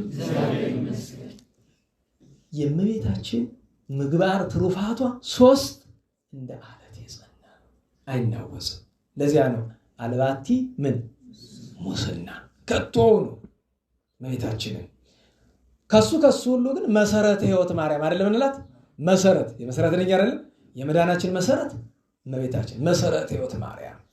ኋላ ግን ለጌታችን ቀጽሎ የመሰረት ድንጋይ የተባለ መድኃኒታችን ነው የድነት ባለቤት። ምክንያቱም ጌታችን የተናገረውን ኃይለ ቃል ነብዩ የተናገረውን ኃይለ ቃል ይዞ ቅዱስ ጴጥሮስ አሁን ጥቅስ ፍለጋ ይደክመኛል እንጂ ዲያቆናት ሁሉ ጊዜ ቅዳሴ ስታነቡ ታገኙታላችሁ አይደል? እንዲያውም ምንድነው ያለው? እብነ ወትረ ሰማይ ዘንት ካለ በኋላ እንዲያውም ለማያምኑበት ግን እብነ ካህድ ወእብነ እቅፍት ይለዋል አይደል? እናላችሁ ለማያምኑበት ለሚክዱት የሚያፍገመግም ደኛ ነው ብሎታል ቅዱስ ጴጥሮስ። ያው ጥቅስ ፍለጋ እንዳለከም ነው እንጂ ሄዳችሁ ማግኘት ትችላላችሁ እዚያ ላይ። እና ጌታችን መድኃኒታችን ኢየሱስ ክርስቶስ እንደዚህ ያለው እነሆ በጽዮን ታዲያ የምናመጣው እንደ በጽዮን የመሰረት ድንጋይ አኖራለሁ ብሏል አይደል? ጽዮን ማናት? እመቤታችን መሰረት ድንጋይ የመዳናችን መሰረት፣ የቤተ ክርስቲያን መሰረት፣ የፍጥረት ሁሉ መሰረት፣ እርሱ ራሱ ፍጥረትን ሁሉ የፈጠረ አምላክ መድኃኒታችን ኢየሱስ ክርስቶስ ስጋችንን የተዋሃደ ከእመቤታችን ነውና በጽዮን እሰይም ነው ያለ የመሰረት ድንጋይ አኖራለሁ። እንግዲህ እሰይም ያለውን እሾማለሁ ተብሎ ስለማይተረጎም ነው አኖራለሁ ያለው። እመሰርታለሁ ቢባል ሊቀልም ይችላል። እየሰማችሁ ነው? ተረድታችኋል? ሀተታ እየገባችሁ ነው? አዎ ሀተታ ልመዱ። ሀተታ ይባላል። በኋላ ከቀናነ ደግሞ ምስጢርም ሊመጣ ይችላል። ከቀናነ ነው እሱ። ግን ታዲያ ይህንን እብነ ሕይወት ይህንን የመሰረት ድንጋይ የመሰረት አለት ምን ይለዋል? ዋጋው ብዙ የሆነ ነው ይላል። እናችሁ ዘእጹብ ሴጡ ብሎ ቢናገር ይሄ ዋጋ መተመን አይደለም።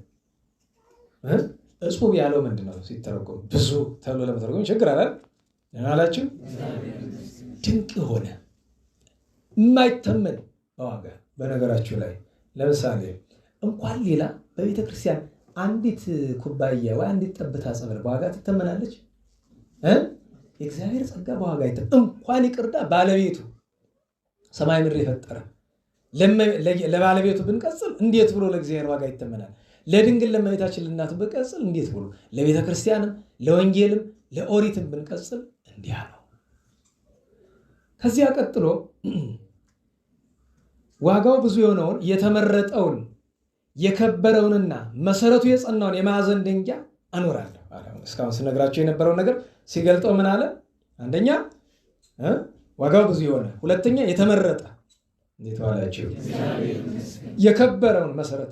ከዚያ በኋላ ይህን የማዕዘን ድንጋይ ርዕሰ ማዕዘንት የማዕዘን ድንጋይ ጌታችን የሚባልበት ምክንያት እንደታውቁት በአምላክነቱ ሁሉን የተሸከመ ነው። እሱ ግን በስጋዊው መሰረት ድንጋይ ሲባል ታውቃላችሁ ቤቱን ሁሉ የሚሸከመው ነው። አምላክነቱን መንገር ነው። ጸዋሪ ሁሉ መሆኑን መንገር ነው።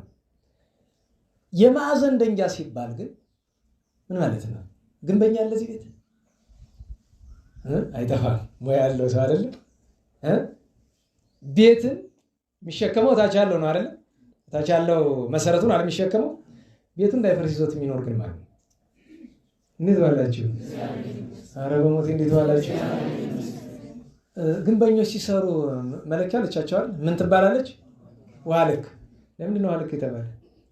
ህንፃውና ውሃው ምን አገናኘው? የሚያገናኘው አለ። መርምረው ስህተት እንዳይመስል አለው። አሁን ሁሉን ተናግረን አዘልቀው አለ። ውሃ ልክ የተባለበት ምክንያት ለጊዜው ያቺ መለኪያ ውስጥ ውሃ ስለሆነች ነው። ዋናው ምክንያት ግን ውሃ ውስጥ ያለች ውሃ አይደለች። ውሃ ልክ አይታችሁ ታውቃላችሁ? ውስጧ ምን አላት? ውሃ የምትመስል ነገር አለች አይደል? በሱ አይደለም የሚለኩበት። ግን ውሃ ልክ የተባለበት ምክንያት ሌላ ነው። ሌላ ጊዜ እንግዲህ ስለ ግንብ ደግሞ አንድ ቀን አወራን እንነጋገራለን እንጂ አለው ታሪክ የራሱ ምክንያት አለው። እና ያችን የሚለኩባት ቦታ የትኛዋ ናት? የመደበኛ ግድግዳው ነው በውሃ ልክ የሚለኩት። ዋናዋ የምትለካ የት ናት? ማዕዘኗ ናት። የማዕዘን ድንጋይ ያቺ አይደለም ይቅርና መውጣት ትንሽ ዘባ ካለች ቤቱ አደጋ ላይ ነው። ማዕዘን ድንጋይ የሚል ምክንያቱም የክርስትና ሁሉ ነገሩ በስተቀኝ የክርስትና ምንድን ነው? መድኃኔዓለም። በስተግራ ማን ነው? መድኃኔዓለም ነው። በፊት ማን ነው? መድኃኔዓለም ነው። በኋላ ማን ነው? መድኃኔዓለም ነው። በላይ ማን ነው? መድኃኔዓለም ነው። በታች ያለ ማን ነው? ጌታችን ኢየሱስ ክርስቶስ ነው። በስምንቱ ማዕዘን በምስራቅም በምዕራብም በሰሜንም በደቡብም በመስ በባህር በሌብ በአዜብም እሱ ነው። ክርስቶስ የሌለበት ክርስትና፣ ክርስቶስ የሌለበት ሃይማኖት የለም። ለምን? እግዚአብሔርም እሱ ነው፣ ስጋችን የተዋሃደ እሱ ነው፣ የተሰቀለም እሱ ነው፣ ያዳነንም እሱ ነው፣ ከአማ አምላክ ከድንግል ማርያም የተወለደ እሱ ነው። ማዕዘን ድንጋይ። ከዚያ በኋላ የመጨረሻዋና ትኩረታችን ላይ እንምጣ። ወዘአምነ ባቲ ይታፍራው። ከላይ የተረጎመነውን አንድምታ ታመጡታላችሁ። አሁን ከመነሻው እንምጣ። እንዲያው የዘሩባቤልን ዘለን አንድ ኦሪትን አለ አይደለም? እንዴት ዋላችሁ? ሁለት ወንጌልን አይደለም? ሶስት ቤተክርስቲያንን፣ አራት እመቤታችን፣ የመጨረሻ መድኃኒታችን አይደለም? አሁን አንድ ባንድ እናምጣ። ወዘአምነ ባቲ ይታፍር። በእርሷ ያመነ በነገራችሁ ላይ ኦሪትን ያመነባትን ታሳፍራለች። ቅዱስ እስጢፋኖስ ምን ብሎ ነው የወቀሳቸው? በመላእክት ስርዓት ተቀብላችሁ ኦሪትን አልጠበቃችሁ። ኦሪትን መጠበቅ ያስደንቃል፣ ግን ኦሪት ስንል ከሁለት ከፍለን ማየት አለብን። 10ቱን ትእዛዛት ከሆነ አሁንም ድረስ 10ቱን ትእዛዛት የሚጠብቅ ሰው ያፍራል? ንገሩኝ። ማፈር ምን ማለት ነው? መጀመሪያ ነገር እፍረት ምንድን ነው? ማፈር ምንድን ነው? ሀፍረት ምንድን ነው? አንድ ሰው ክፉ ሲሰራ ነው የሚያፍር፣ ኃጢአት ሲገኝበት ነው አይደል? ሀፍረት ብዙ ሀተታ ያመጣል። ፍጻሜው ግን ሀፍረት ማለት በጌታ ፊት ከጸጋ ከእምነት ከምግባር ተራቁቶ ራቁት መቆም። ሀፍረት ማለት ፍርድ ቀን ናት፣ ለኃጥአን የምትደረግ ነገር ናት ሀፍረት። ከሀፍረት እንድንድን አይደል ሀፍረተ መስቀል ዓመተ አገሰ የሚለው ጌታችን ለእኛ ሲል እሱ ሀፍረትን እሱ አፍሯል ሳይሆን ግን ሰዎች ሊያፍሩበት የሚችሉትን ያክል ግፍ ተቀብሏል ለእኛ ሲል። ስለዚህ አያፍርም። 10ቱን ትእዛዛት የሚጠብቁ ሁሉ አያፍሩም። ከኢታምልክ እስከ አፍቅር ቢጸካ ያለውን ድረስ የሚጠብቁ አያፍሩም። ነገር ግን በሁለተኛ መልኳ ብንመለከተው ግን አሁን ከ10 ትእዛዛት ውጭ ያሉ ጌታችን የሻራቸውን የኦሪትን ተግባራት ልስራ ብሎ የሚል ግን እሱ የወንጌል ጠላት ነው። አሁን ጊዜው አይደለም። ምክንያቱም ከኦሪት ያለፋል አይደል? ያላለፋል። ያላለፉ 10 ትእዛዛት አሉ። ሌሎች አንዳንድ ነገሮችም አሉ። እለፊ አላትን ለምሳሌ አሁን ግዝረት አለ አይደል? መገረዝ ስርዓትነቱ የወንጌል ሳይሆን የማን ነው? የኦሪት ነው። አሁን የምናደርገው እንደ እምነት ነው እንደ ባህል ነው? እንደ ባህል ነው እንጂ እንደ እምነት አይደለም። መገረዝ ሰው ካልተገረዘ አይጸድቅም ብሎ የሚያስተምር ካህን መምህር ካገኛችሁ እሱ ከሃዲ ነው የሚባለው 100%። ነገር ግን መገረዝ ይጠቅማል ብሎ ቢያስተምር ግን ይደነቃል። እሱ ለጤና አስፈላጊ ስለሆነ መገረዝ ይጠቅማል ብሎ ማስተማር ይችላል። ካልተገረዝክ አትድንም ካለ ቢጽ ሐሳውያን ከዚህ በላይ ምን አሉ? ቢጽ ሐሳውያን ካልተገረዛችሁ በወንጌሎች አትድኑም ብለዋል አይደል? መገረዝ ሃይማኖት አይደለም። አሁን የእምነት ጉዳይ አይደለም። ከፈለጋ ለመገረዝ ይችላል። ከመዳኑ ጋር የሚያገናኘው ነገር የለውም። ለስጋ ግን ይጠቅማል። መገረዙ ጥሩ ነው እና እንዲያ ነው። ስለዚህ በኦሪት ያመነ አያፍርም። ሁለተኛ ለማን እንቀጽላለን? ለወንጌል። እንዴት ዋላችሁ? በወንጌል ያመነ ያፍራል? ንገሩኝ እንጂ። አዎ ወንጌል አታሳፍርም። ብዙ ሀተታ ውስጥ አንገባም። ሶስተኛ ቤተክርስቲያን ናት። ቤተክርስቲያን ያመነ ያፍራል? አያፍርም። መዝገበ ረድኤት መዝገበ ምሕረት ናት ቤተክርስቲያን። አራተኛ እመቤታችን። በእመቤታችን ማመን ይገባል። ቅዱስ ቄርሎስ አምደ ሃይማኖት በድርሳኑ ምን ይላል? ሃይማኖተ አበው ላይ ባለው ድርሳኑ ምን ያለ? የአክል እምነት ሃይማኖት ነው እንጂ በቅድስት ድንግል አለ። በእመቤታችን ድንግል ማርያም ማመን ይረባል ይጠቅማል አለ። ምናምን እኮ እግዚአብሔር ናት ብለን አይደለም ላቲ ስብሐት ብለን እናውቃለን። ንገሩኝ፣ ከጌታ ጋር አተካክለናት እናውቃለን? አናውቅም። ነገር ግን በእመቤታችን ማመን ይረባል ይጠቅማል ወይም ያመነባት አያፍርም ማለት ምን ብለን ነው የምናምናት ብሎ መጠየቅ ይገባል። እስቲ ጎበዞች አምጡ። ምን ብለን ነው የምናምን ስለ እመቤታችን? እመቤታችን ምናምናት ምን ብለን? ከታችን ጀምር ከላይ ከዋናው ጀምሮ እንጂ ዋናውን ነገር አምጡ። ዋናውን ነገር አምጡ እንጂ ወላዲተ አምላክ እንዴ! እሱ ነው እኮ በእመቤታችን መጀመሪያ ማመን የሚገባ ምን ብሎ ነው? ወላዲተ አምላክ። ከዚያ ወላዲተ አምላክ ስንላት በሕቱም ድንግልና ነው አይደለም? ድንግል በክሌ ብለን የአምላክ እናት ብለን እናምንባታለን፣ አናፍርባትም። ድንግል ናት፣ በሁለት ወገን በሶስት ወገን ድንግል ናት ብለን እናምንባታለን፣ አናፍርም። ደህና ዋላችሁ? እንዴት ዋላችሁ? የሴቶች የደናግል የፍጥረት መመኪያ ናት ብለን እናምንባታለን፣ አናፍርባትም። የአርያም ንግስት ናት ብለን እናምንባታለን፣ አናፍርም። በልጇ ቀኝ ተቀምጣለች በክብር ብለን እናምናለን፣ አናፍርም። እኛ ክብሯን ዘርዝረን የመላእክት እህታቸው፣ የአበው ተስፋቸው፣ የነቢያት ትንቢት ምሳሌ፣ የሐዋርያት ስብከት፣ የሰማዕታት እናት፣ የደናግል ንጽሕና፣ የጻድቃን ሞገስ፣ የባይታውያን መዓዛ፣ የምእመናን ደስታ ብለን ስንናገር አናፍርባትም። ሐቅ ነው። ምክንያቱም አናፍርበትም ማለት በሁለት መንገድ ነው። አንደኛ ስንለው አናፍርበትም ሐቅነቱን እናምናለንም እናውቃለንም። ደህና ዋላችሁ? እናምናለንም እናውቃለንም። ቸርነቷን ርኅራኄዋን እናምናለንም እናውቃለን። አናፍርበትም ማለት አንድ ሰው አንድ ሲደመር አንድ ሁለት ለማለት የሂሳብ አስተማሪ ያፍራል? ንገሩኝ። የዛን ያክል ከዚያም በላይኛ እመቤታችን ስም በመጥራት አናፍርም። ሁለተኛ አናፍርም ማለት እንዲህ በማድረጋችን በፍርድ ቀን አናፍርም። ለምን? በፍርድ ቀን ፍጥረቱን ሁሉ የምታማልድ ስሟን የጠሩትን እሷ ናት። ወዘአመነ በአቲ ይትሐፈር። ከሁሉ ግን ፍጻሜው ምንድን ነው? በአማላጅነቱ ያመነ አያፍርም። እንዴት ብሎ ያፍራል? የወደቀውን የምታነሳ መጽሐፍ የሌለ ጸውኦ ስምኪ ያነስ ዘወድቀ፣ ስምሽን መጥራት በእርግጥም የወደቀውን ያነሳዋል። ኃጥአኒ ይሬሲ ጻድቀ፣ ኃጢአተኛውን ምን ያደርገዋል? ጻድቅ ያደርገዋል። እንኳን በእመቤታችን አልኩ በንስሐ የተማመነ አያፍርም። በምጽዋት የተማመነ አያፍርም። እኔ ሰጥቻለሁ ብሎ በምጽዋት መመካት ሳይሆን ምጽዋት ታደነኛለች በጌታ ስም በእመቤታችን መሰጠት ብሎ እንኳ ማለት። የመጨረሻው ግን ወዘአምነ ባቲ ማለት በነገረ ድህነት ጌታችን ኢየሱስ በስጋዌ በአምላክ ሰው መሆን በጌታችን ኢየሱስ ክርስቶስ የማዳን ስራ ባቲ ብሎ በሴት አንቀጽ ስለጠራት ነው። በነገረ ድህነት በአምላክ ሰው መሆን እናፍራለን። በሌላ እምነት ያሉ አንዳንድ ወገኖቻችን እንዴት አምላክ ሰው ሆነ ትላላችሁ? እኛ እናፍርበትም።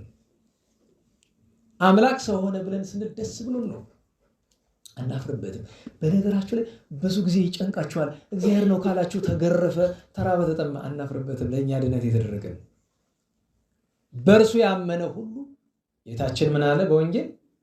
ዘይአምን በወልድ ቦ ሕይወት ዘለዓለም። በወልድ እግዚአብሔር ያመነ ምን አለው? የዘላለም ሕይወት አለው ብሎ ተናግሯል። ስለዚህ በጌታችን ኢየሱስ ክርስቶስ ያመነ በምድርም በሰማይም አያፍርም። ደግሞ ላለማፈር እኮ መገለጫ አለው። ለምሳሌ ጌታችን ኢየሱስ ክርስቶስ ስሙን ስንጠራ የማያሳፍረን በረቂቅ ነገር ብቻ አይደለም፣ የሚታይ ተአምራት ያደርግልናል። በስሙ ስሙን ጠርተን ድንቅ ይደረጋል አይደል? በምድር አያሳፍርም፣ በሰማይማ የባለቤቱ ክብር የሚገለጥበት በፍርድ ቀንማ አናፍርም። ስለዚህ እንዲህ ብሎ ነቢዩ ተናገረ። ከዚያ በኋላ ሌሎች አተታዎች አሉ። እርሱን ሰዓት ስለሌለን ለጊዜው እናቆየዋለን። የእግዚአብሔር ቸርነቱ በቤታችን ጣዕመ ፍቅሯ አማላጅነቷ በሁላችን ጋር ይሆን። በፍቅሯን በረከቷን ያሳድርብን፣ ከነቢዩ በረከትም ይክፈለን። ታምራት አጭር ተአምረን እናገርና እንጨርሳለን። እመቤታችን ድንግል ማርያም ነገረ ሥጋዌን ስላነሳን እመቤታችን ድንግል ማርያም ባረፈችበት ሰሞን ላይ አይሁድ ጉባኤ አድርገው ነበረ እና በጉባኤያቸው መካከል ከ600 በላይ አይሁድ ተሰብስበው ምን እናድርግ? የናዝሬቱ ኢየሱስ እናቱ እንደዚያ ታውፋንያ የሚባል ሰው ልክ እንደዚህ ሆነ። አሁን እሱን ተነሳ አረገ እያሉ ሲያወኩን እንደኖሩት አሁን ደግሞ እሷንም እንደዚያ ሊሉን ነው። ምን ይሻላል እያሉ ሲመካከሩ በመካከል አንዱ ተነስቶ ከመካከላቸው ትንሽ ቅንነት ያላቸው ስላሉ አንድ ጥያቄ አነሱ። የሚገርመው ነገር አይሁድም ብለው ምን አሉ? አይ ቆይ የእሷን እናቆየው የእናቱን፣ የእሱ ነገር ግን ተነሳ አረገ ማለታቸው እኮ በከንቱ አይመስልም። ግን ለምንድን ነው በየዓመቱ ታዲያ ተነሳ ብለው በሚያምኑበት ቀን ከሰማይ ብርሃን የሚወርድ ሁላችንን ሳይተን ነው ብሎ አንዳንዶቹ ጥያቄ አነሱ። ከዚያ ደግሞ ሌሎች ይህ ስለኛ የሚጨንቀናል፣ ቸግሮናል ብለዋል። አንዱ ግን በዚህ ተበሳጭቶ እኔ እሱ የው ተነሳ አረገ ከሚሉት 14 ዓመት አልፎ 15ኛ ዓመት እየገባ ነው። ይሄው እሱንም እናቱንም ስሰድብ ይህን ጊዜ አለው አምላክ ቢሆን ኖሮ ይገለኝ ነበር አይደለም ብሎ የመጨረሻው ቃል ካፉ ስትወጣ የቆመበት ምድር ተሰንጥቆ እሱ ብቻ ገባ። መልሰው አጣቸው። ተቀብሮ እንዳይመስላችሁ ከነቱ ወደ ሲኦል ነው ያወረደው ወርዛው ከነሙሉ ስጋው። አንዳንድ ጊዜ ዳታንና አቤሮ በነገራቸው ተቀብሮ በነፍስ መሄድ እንኳን አንድ ነገር ነው። የከፋም ቢሆን ይሻላል። ከነስጋው ነው ያወረደው። 600 በሙሉ እንደ ሻሽ ተነጸፉ ዚያው ላይ በአማን ተሰቅለ አምላክ አብርሃም በኢየሩሳሌም። እግዚአብሔር ስራው እኮ ይቀርብኛል። ያ ክፉ ተናገሩት ሲመስለው ጌታችን ጠቅላላ 600 ሙሉ በጌታችን ሄደው ተጠመቁ ከሐዋርያት። የሚገርማችሁ ነገር ከ600 አንዱ የቀያፋ ልጅ አባቱን ተከትሎ የኖረ ግን ልቦናው ሽንገላ የሌለው ነበር። አባቱ ሰቅሎ የገደለውን አምላክ አምኖ ተጠምቋል። እንድታውቁት አባቶቻችን ታዲያ እዚህ ምን አሉ?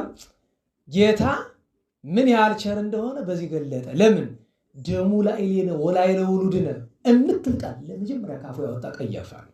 እንድታውቁት ቀያፋ ሲሞት ተካፉ ላይ ደም ጎርሶ ነው የሞተው። እንድታውቁት ከዚያ በኋላም ከሐረገ ትውልድ የተወለዱት በሙሉ ካፋቸው ደም እየጎረሱ ነው የሚወለዱ ሕፃናቱ። እዚህ ጋር ግን ላመነበት ግን ጌታ ሰው ቢሆን ቂም ይዛል አይደል? ይቀያፋል ወላዕለ ውሉድነ ብሎ ነበር አይደል? ግን ልጁ አምኖ ክርስቲያኑ ነው ቀያፋ ልጅ እና የእመቤታችን እንዲያው ስሟን እሷን እና ጌታችን ተሳድቤ ምን ሆንኩ አለ እና እዚያ ላይ ታምረ ማርያምን ያዘጋጁ ክቡራን ሊቃውንት ምን አሉ? እመቤታችን ድንግል ማርያምን በክፉ የሚያነሳውን ባህር ሊያሰጥመው ደንጊያ ተንከባሉ ሊጨፈልቀው ምድር ተከፍታ ሊትጠው ነፋሳት ጠርገው ሊወስዱት ጎርፍ አንከባሉ ሊወስደው ይገባል ብቻ ሳይሆን ያደርግበታል ማለትና መጨረሻ ላይ ደራሲ ሆነ አለ እኔ በአማላጅነቷ የምታመን ኃጥኡን ስሟን በክፉ ሲያነሷት ከምሰማ በጦር ወቅተው ገለውኝ ስጋዬን ለውሻ ቢያበሉት ይሻለኛል አለ። ደስ ይለኛል እኔ አየህ ፍቅሯ ነው እንዲህ የሚያሰኘው። ታዲያ አንዳንዱ ሰው ይቀላምዳል። ስለ እመቤታችን መስበክ እሷን መውደድ አይደለም። እባክህ ነግሬያቸዋለሁ አይደለም። ቸርነቷን ተስፋ ማድረግ ነው እንጂ ማስተማር ከሚከብዱ ነገሮች አንዱ ስለ እመቤታችን ነው። ለምን ቢባል ካስተማርክ በኋላ ሁልጊዜ ይከፋኛል። ምክንያቱም መነገር ያለበትን የተናገርኩት አይመጣጠንም። አሁን እቺ ለአንዳንድ ሰው ብዙ ሊመስለው ይችላል። ጥቂት ናት። ጥቂትነቱን የምነግራችሁ ከቤተክርስቲያን ትምህርት አንጻር መመለከት አንችልም። በልቤ ከሚሰማኝ እንኳን የምናገረው አይመጥንም። ሰውና አፌ ላይ የሚወጣው የለም። ምናልባት ይህችን ታክል ትሆናል የተፈቀደልች ለመናገር እና አንዳንድ ጊዜ በመቀናጣት አይሆን። ይሄ ቅዱስ ሰው ታምረ ማርያም ሲዘጋጅ የነበረ ይሄ ታምረ ማርያም ይችን አንቀጽ የጻፋት ቅዱስ ሊቅ እንዲህ ነው። በአደባባይ ነው ለዘላለም ሲነበብ የሚኖር ኃይለ ቃል ማለት ነው። የተአምሯ በረከት ይደረብን። ቀጥሎ ምን ተረጉመው መልካ ውዳሴ ስለጨረስነ ቀጥሎ ምንድነው መልካ አንቀጸ ብርሃን እንተረጉማለን። መልካ አንቀጸ ብርሃን እንደ መልካ ውዳሴ እናስረዝመው 3 ቤት 4 ቤት እያየን ነው የምንሄድ። የመጀመሪያውን ኃይለ ቃል በጥሬ ዘር እንበልና ከዚያ በኋላ እንቀጥላለን። ቅድስት ወብፅዕት በሉ በደንብ በልሳነ ኩሉ ዘነብስ ሰበይት ወወርክት በአፈ አብይ ወንዑስ ማርያም ድንግል ዘአወደኪ ሞገስ ተሰመይኪ ስምረተ አብ ወማኅደረ ወልድ ክርስቶስ ወምጽላለ ዘቅዱስ መንፈስ። እንግዲህ እንዲህ ያልን እንቀጥላለን።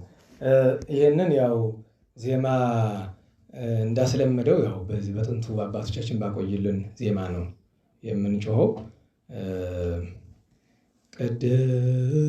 ቅድስት ወብፅዕት በልሳነ ኩሉ ዘነብስ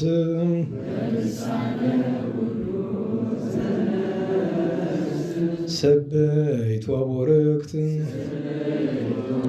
በአፈ አብይ ወንዑስ ማርያም ድንግል ዘአወደኪ ዘአውደኪ ሞገስ ተሰማይኪ ስምረተ አብ ወማይደረ ወልድ ክርስቶስ ወምስላለ ዘቅዱስ መንፈስ አሰርቱ ቃላት በአጻብዒሁ እለ ተጽሕፋ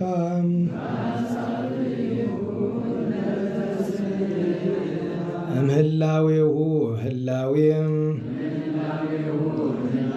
ለሥጋኪ አስተሳተፋ ማርያም ድንግል መራውተ ጽድቅ ዘእደኬፋ ተስፋ ተስፋ ይኩነኒ ተስፋ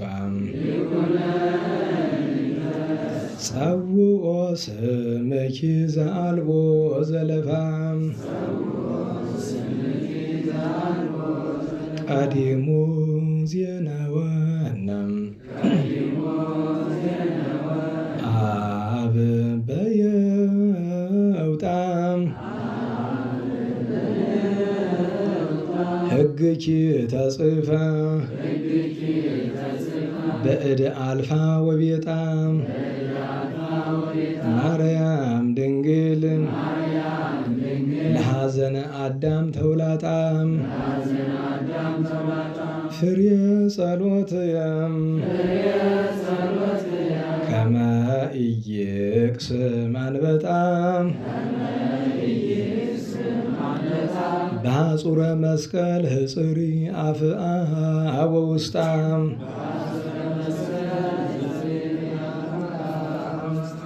ሰዓት ለመቆጠብ እነዚህን እንተርጉምና እንቀጥላለን። ማንሻው ቅድስት ወብፅዕት ነው አይደለም? ጀመር ውዳሴው ግን ጊዜ የሚባለው ግን ቅድስት ወብፅዕት ከታችኛው ወርዶ ቅድስት ወብፅዕት።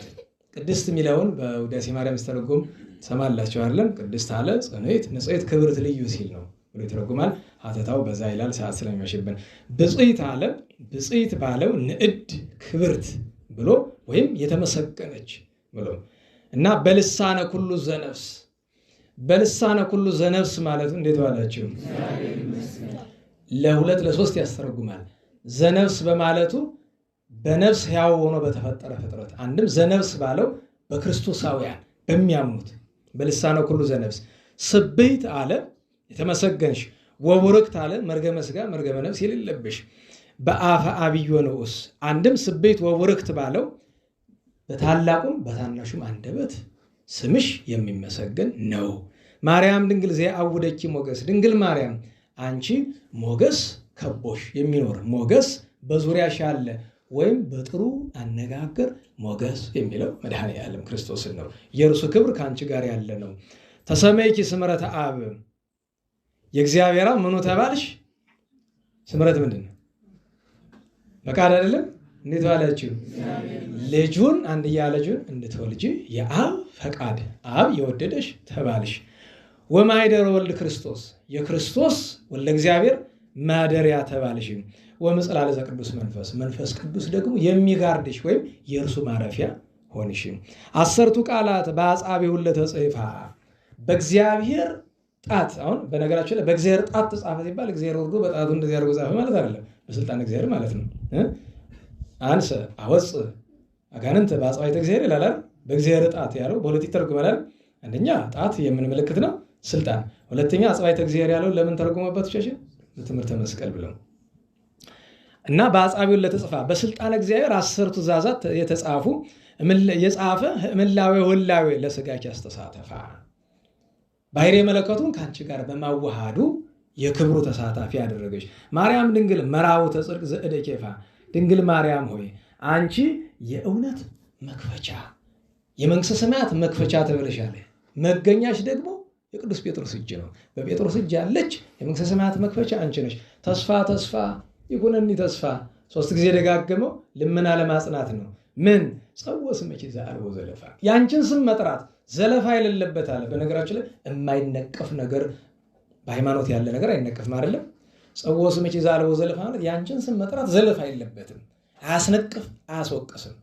ምክንያቱም አባቶቻችን ምን ይላሉ? በታምረ ማርያምም እንደተጻፈው ኃጢአተኛን ሰው ፈርዶ ሲኦል ሊጥለው ሲል በእመቤታችን ስም ሲዘክር ስሟን ሲጠራ የኖረ ከሆነ የእመቤታችን ስም እንደማይተሙ ነው አካሉ ላይ ይታያል፣ ነፍሱ ላይ። በዚያ ጊዜ መፍረዱን ይተዋል ጌታ። የእመቤታችን አማላጅነት ተቀብሎ ይመራዋልና እና ጸውዖ ስምኪ የአንቺን ስም መጥራት ዘለፋ የለውምና ይኩነኒ ተስፋ ያለው እሱ ተስፋ የሆነ ቀዲሙ ዜናውን አብ በይወጣ ነናውላችሁ እግዚአብሔር አብ ቀድሞ በይወጣ በኦሪት ትእዛዙን ነገረን። የውጣን አባቶቻችን ለብዙ ተርጉመውታል።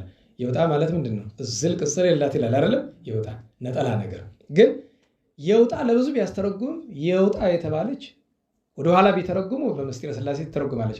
ግን ወደ ኦሪት ብንመጣ የውጣ የኦሪት የመጀመሪያው ትእዛዝ ናት ብለዋል አባቶቻችን። ምን ትላለች?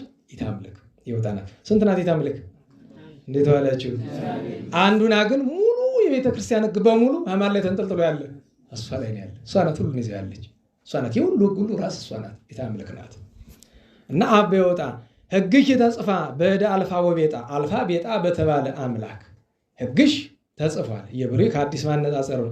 ማርያም ድንግል ለሐዘነ አዳም ተውላጣ ድንግል ማርያም ለአዳም ሐዘን የሐዘን ቅያሬው ምንድን ነው? ደስታ ነው አይደለም? ለሐዘነ አዳም ተውላጣ ለምን? ከ5 ቀን ተኩል በኋላ ከልጅ ልጅ ተወልጄ አድናለሁ ብሎ ስለነገረው አዳም ያገኘው ሐዘን ነው። ደስታ ያገኘ በማን ምክንያት ነው? በእመቤታችን ለሐዘነ አዳም ተውላጣ አለና ፍሬ ጸሎቴ ከመ ይቅስም አንበጣ የጸሎቴን ፍሬ እንግዲህ አዝመራ ታርሶ ተዘርቶ በቅሎ ስንት ተደክሞበት የአንበጣ መንጋ ይመጣና እምሽክ አድርጎት ሄደ። አንበጣ ያለው ማን ነው ከተባለ ሰዓት ለመቆጠብ ለሁለት እንተረጉመዋለን። ወዲህ ውዳሴ ከንቱ ዋናው ግን አንበጣ የተባለ ጋኔን ነው። ፍሬ ጸሎቴ እንዲህ ወደ አንቺ ያደረስኩትን የጸሎቴን ፍሬ ከእግዚአብሔር ደረሰ ዋጋ እንዳታመጣ ከመ ይቅስም አንበጣ ጋኔን እንዳይበላት በውዳሴ ከንቱ በምንም አሳቦ እንዳያስቀርብኝ ምን አለ? በሐጹረ መስቀል ህጹሪ አፍአ ውስጣ ያቺ የኔን ጸሎት በውጭ በውስጥ በምን አጥርነት ጠሪያት አለ? በመስቀል። ለምን? ምክንያቱም ሰይጣን የማይቀርበው ነገር ምን አለ? መስቀል። ታውቃላችሁ አይደለም? ነፍሳትን ቅዱሳን ሲያማልዷቸው ካማለዱ በኋላ ለክርክር እንዳይመጣ ስግድ ይቅድመ መስቀል ይሏታል። ሂጂ ወደ መስቀል በጌታችን ፍርድ ዙፋን ላይ ሁልጊዜ መስቀል አለ እንድታውቁት፣ ለመስቀል ስገጂ ይሏታል። ሚካኤል ነው እንደዛ የሚል። ለምን የሚባል ለመስቀል ከሰገደች በኋላ በሰማይ ከቶውን ሰይጣን መከራከራችን አሁን ዘግቶ ነው የሚሄድ። የለም እዛ በኋላ ክርክር የለም። ለምን? መስቀሉ ላይ የነበረውን ነገር እንዳትረሱ ተናግሮ የለም። መስቀል ጋር የተያዘ ነገር በሙሉ ጌታ ያንተ ነው፣ እዚያ ውስጥ ክርክር አይገባም፣ ውሰድልኝ ብሎ የለ። እዚያ ላይ ያው ምንድን ነው የሚሰማኝ? እነዚህ ናቸው የሚቆረቁሩት። ነገ እንድጠፈጡልኝ እነዚህ ዛሬ ዝም ብያለሁ። እና በሐጹረ መስቀል ጽሪ አፍአ ውስጣ አንቲ ውእቱ ንጽሕተ ንጹሐን እምጌጋይ ከበደል ከኃጢአት ንጽሕት የሆንሽ ብቻ ሳይሆን ከንጹሐን ሁሉ ንጽሕት የሆንሽ አንቺ ነሽ። ድንግል ሪት ወለተ ንጉሥ አባይ የተመረጥሽ ድንግል ሆይ የታላቁ ንጉሥ ልጅ ነሽ አለ። ታላቁ ንጉሥ ማን ነው? በጥሬ ዘር ቢተረጉሙ ታላቁ ንጉሥ ማን ነው? ቅዱስ ዳዊት ነው አይደለም? በምስጢሩ ታላቁ ንጉሥ ማን ነው? እመቤታችን እግዚአብሔር ልጅ ናት አይደለችም? ወልዳዋለች እንጂ እኮ ዞሮ ዞሮ ምኗ ነው? አባቷ ነው። የፍጥረት ሁሉ አባት አይደል? ለእመቤታችንም መድኃኔዓለም አባቷም ጭምር ነው። ልጇ ብቻ ሳይሆን በስነ ፍጥረት በፍጥረት ሕግ አባቷ ነው። እና እንደዚህ አለ። ወለተ ንጉሥ አባይ ድንግል ሪት ማርያም ድንግል ዘአውደች ፀሐይ እመቤቴ ድንግል ማርያም ፀሐይ የሚከብሽ አንቺ ነሽ ማለቱ እንተ ትለብስ ፀሐይ ያለው መተርጎም ነው። ፀሐይ ጽድቅ ክርስቶስ ስላደረባት ነው። እና ዘአውደች ፀሐይ ስመሪ ግዝቴ ማይሌተ ብእሲ ነዳይ ይህን የደረሰው ሰው ራሱን ነዳይ ብሎ ይጠራል። አሁን በጥሬ የሚተረጉም ሰው ይህ ሰው ገንዘብ የለው ማለት ነው ይላል። እና ገንዘብ እያለው ይህን ድርሰት ይደርሰዋል። ነና አላችሁ? ገንዘብ ያለው ሰው ድርሰት መድረስ አይችልም። ዛሬ በጣም ጥሩ ትምህርት አመጣሁኝ። እውነቴን ነው። መንፈሳዊ ድርሰትና ገንዘብ አብረው አይሄዱም። ምክንያቱም አንተ ማወቅ አለባችሁ። እንዴት ዋላችሁ? አታስታውሱም? ቅዱስ ኤፍሬም ወደ ቅዱስ ባስልዮስ ሄዶ ምን ለብሶ አገኘው? ወርቅ አይደል? ለመንፈስ ቅዱስ ሁለት ግብር አለው። ወታዘበው ልቡ ለኤፍሬም ከመ ባስልዮስ ሥጋዊ ይላል። ቅዱስ ባስልዮስ ግን ለክብረ ወንጌል ያደረገው ነገር እንጂ ያ ወርቅ የራሱ ነው አይደለም። አየህ፣ ቅዱስ ኤፍሬም ግን ትክክል ነው። ለመንፈስ ቅዱስ ሁለት ግብር አለው። ለምን? ወርቅ ብር የሚወድ ሰው ላይ መንፈስ ቅዱስ ምን ሊያደርግ ይመጣል? አስቀድሞ በወንጌል አልነገረንም? ኢትክሉ ተቀንዮ ለክልኤ አጋዕዝት ኢትክሉ ተቀንዮ ለእግዚአብሔር ወለንዋይ ወይ አንዱን ትጠላላችሁ አንዱ ትወዳላችሁ ብሏል። እና ገንዘብ የሚወድ ብቻ አይደለም፣ ገንዘብ የሚያስቀምጥ ሰው ትርፍ ገንዘብ የሚያስቀምጥ ሰው ደራሲ መሆን አይችልም፣ በተአምር የለም። እና እንደዚያ ብሎ የሚጠይቅ ካለ የሰው ነዳይ ነው እንዲህ በደንብ እንጂ እምሽክ ያለ ነዳይ ነዋ። ግን ነዳይ የሚል ራሱን በትህትና ነው። በስጋ ከሆነ ይህን የደረሰው ማን እንደደረሰው እስካሁን አላወቅኩም። ጥንት የነበረ ድርሳን ነው እንድታውቁት፣ ታትሞም አለ፣ ከህትመቱ ነው የምናነበው። በጣም ጥንታዊ ነው። ከመልክዓ ውዳሴ ጋር አባ ጊዮርጊስ ይሆናሉ ወይም አንድ ሆን አላወቅኩም፣ ገና እናጠራለን። ደራሲውን ግን እዚያው አብሮ ስላገኘን የአባ ጊዮርጊስ ይመስላል። ነዳይ ማለቱ ግን በጽድቅ በትሩፋት ግን ሀብታም ሊሆን ይችላል። እና ምን አለ? ስመሪ ግዝቴ ማይሌት ብሲ ነዳይ፣ እችን ምስጋና እኔ ድሃው ምስኪኑ ያቀረብኩልሽ ውደጅልኝ ተቀበይልኝ፣ አምሳለ ጽጌ ዘስኩ በላይ አለ። ላይ ምንድን ነው? ኧረ እንዴት ዋለች? አንዳንድ እናንተ ማምጡ እንጂ ቀይ ምን አሁን ዘስኩ በላይ ብሎ ያለበት ምክንያት ምንድን ነው? አሁን በቤተ መንግስትና በጥንቱ ስርዓት ነበረ። አሁን ታሪክ የሚያስተርክ ነገር ማለት ነው። እዚያ ላይ ሆኖ ታስሮ የሚቀር የሆነ ነገር ሲቀር ከላዩ ላይ ቀይ ሐር ወይ ቀይ ክር ታስሮበት ይሄዳል። የራሱ አለ፣ ነጭ የሚታሰርበት ቀይ የሚታሰርበት አለ። ያንን ማለት ነው። ታሪክ ሌላ ጊዜ እናወሳለን። እና ምን አለ? አምሳለ ጽጌ ዘስኩ በላይ። የኛውን ተቀጸል ጽጌ ጊዜ መያዣ ያበጃሉ። እዚያ ላይ ይሄን ቀዩን ግምጃ ወይም ደግሞ ቀዩን ሐር ላይ ያደርጉበታል። ከውስጥ መሰኪያ አለቻት። ከዚያ ላይ ምን ይሰካበታል? ጽጌ ይሰካበታል። ያለማን የሚቀርብ ነው? ለንጉሠ ነገሥት የሚቀርብ ነው። ክቡር ነገር ነው። በጣም ተከበረ ነገር ነው። እና ለዚያ ነው ልክ እንደዚያ ተቀበይልኝ ነው። ምክንያቱም እንደዚህ አድርጎ ያመጣው ንጉሠ ነገሥቱ አክብሮ ነው የሚቀበለው። እሱን ማለት ነው። ተረድታችኋል? ነው ልመልሰው ሰዓት ሄዶባቸዋል። እግዚአብሔር መድኃኔዓለም የደራሲውን የድርሰቱን የእመቤታችን በረከት ያሳድርብን። እንግዲህ ዛሬ በጣም ሰዓት ገፋ አድርገናል። ታሪክ አብዝተን ነው። ሥላሴ ቸርነት የእመቤታችን ጣዕመ ፍቅሯ የቅዱሳን በረከት ይደርብን። ስብሐት ለእግዚአብሔር ልዑል ወለወላዲቱ ድንግል ወለመስቀሉ ክቡር ጻዕል አሜን።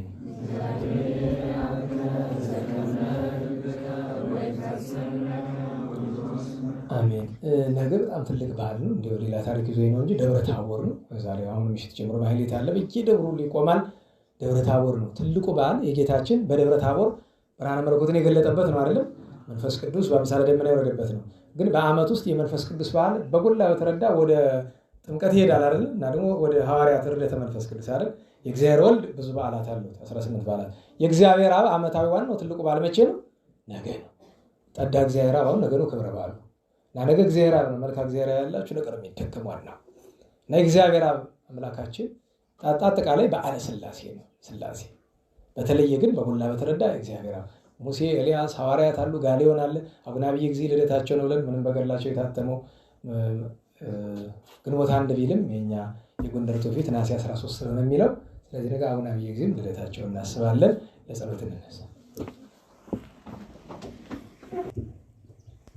ስብሐት ለወልድ ስብሐት ለመንፈስ ቅዱስ ይደሎ ምላም ወመንፈስ ቅዱስ ስብሐት ለአብ ስብሐት ለወልድ ስብሐት ለመንፈስ ቅዱስ ይደሎ ምላም ወመንፈስ ቅዱስ ስብሐት ለአብ ስብሐት ለወልድ ስብሐት ለመንፈስ ቅዱስ ይደሎ ምላም ወመንፈስ ቅዱስ ስብሐት ለእግዝእትነ ማርያም ድንግል ወላዲተ አምላክ ለእግዝእትነ ማርያም ድንግል ወላዲተ አምላክ ስብሐት ለመስቀለ እግዚእነ ኢየሱስ ክርስቶስ ይደሎ ለመስቀለ እግዚእነ ኢየሱስ ክርስቶስ ክርስቶስ በምሕረቱ ይዘከረና በምሕረቱ ያስተሰርይና በስብሐተ ስሙ ያንቃና በባርኮቱ ያጽናና እግዝእትነ ማርያም ኃይለ ጸሎተነ ወአስተስርይ ኩሉ ኃጢአተነ በመንበሩ ለእግዚእነ ለዘአብርሃነ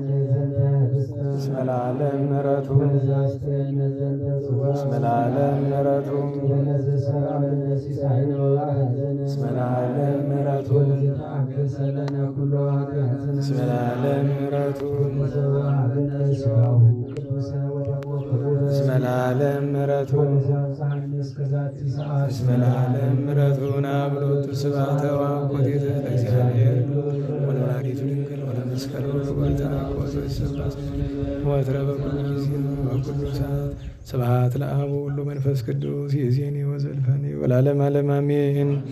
አብሎግሶን አብሎግሶን አብሎግሶን በእንተ አብ ወወልድ ወመንፈስ ቅዱስ አቀበት ለወጡ ቁልቁለት ለወረዱ ርጥብ ለጤሰባቸው ደረቅ ለነደደባቸው ለረዱ ለተራዱ ለዘከሩ ላዘከሩ ስመ እግዚአብሔር ስመ ማርያም ድንግል ስመ ቅዱሳን ለጠሩ እግዚአብሔር አስበ ቅዱሳን ይሰብልን።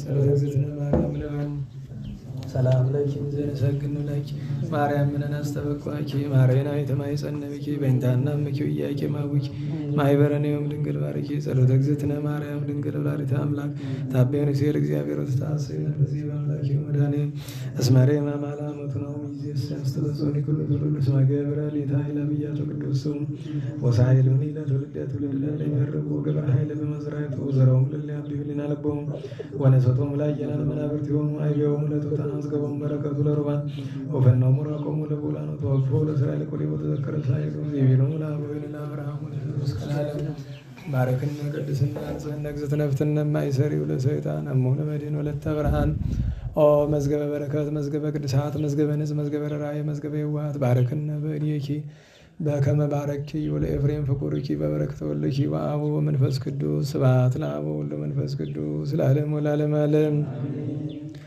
አፉየ አስተንፈሰ ወልሳን ያልወሰሰ ለክብረ ፍልሰትኪ ድንግል ሶባ ቀርብ ተውዳሰ ማርያም ዘኮንኪ ቅድስተ ቅዱሳን መቅደሰ በቅድሜኪ እግዝእትየ እመረከብኩ ሞገሰ በየማንኪ ባረከኒ ስልሰ አድኅነነ ዘክር ወባርከነ ርስተከ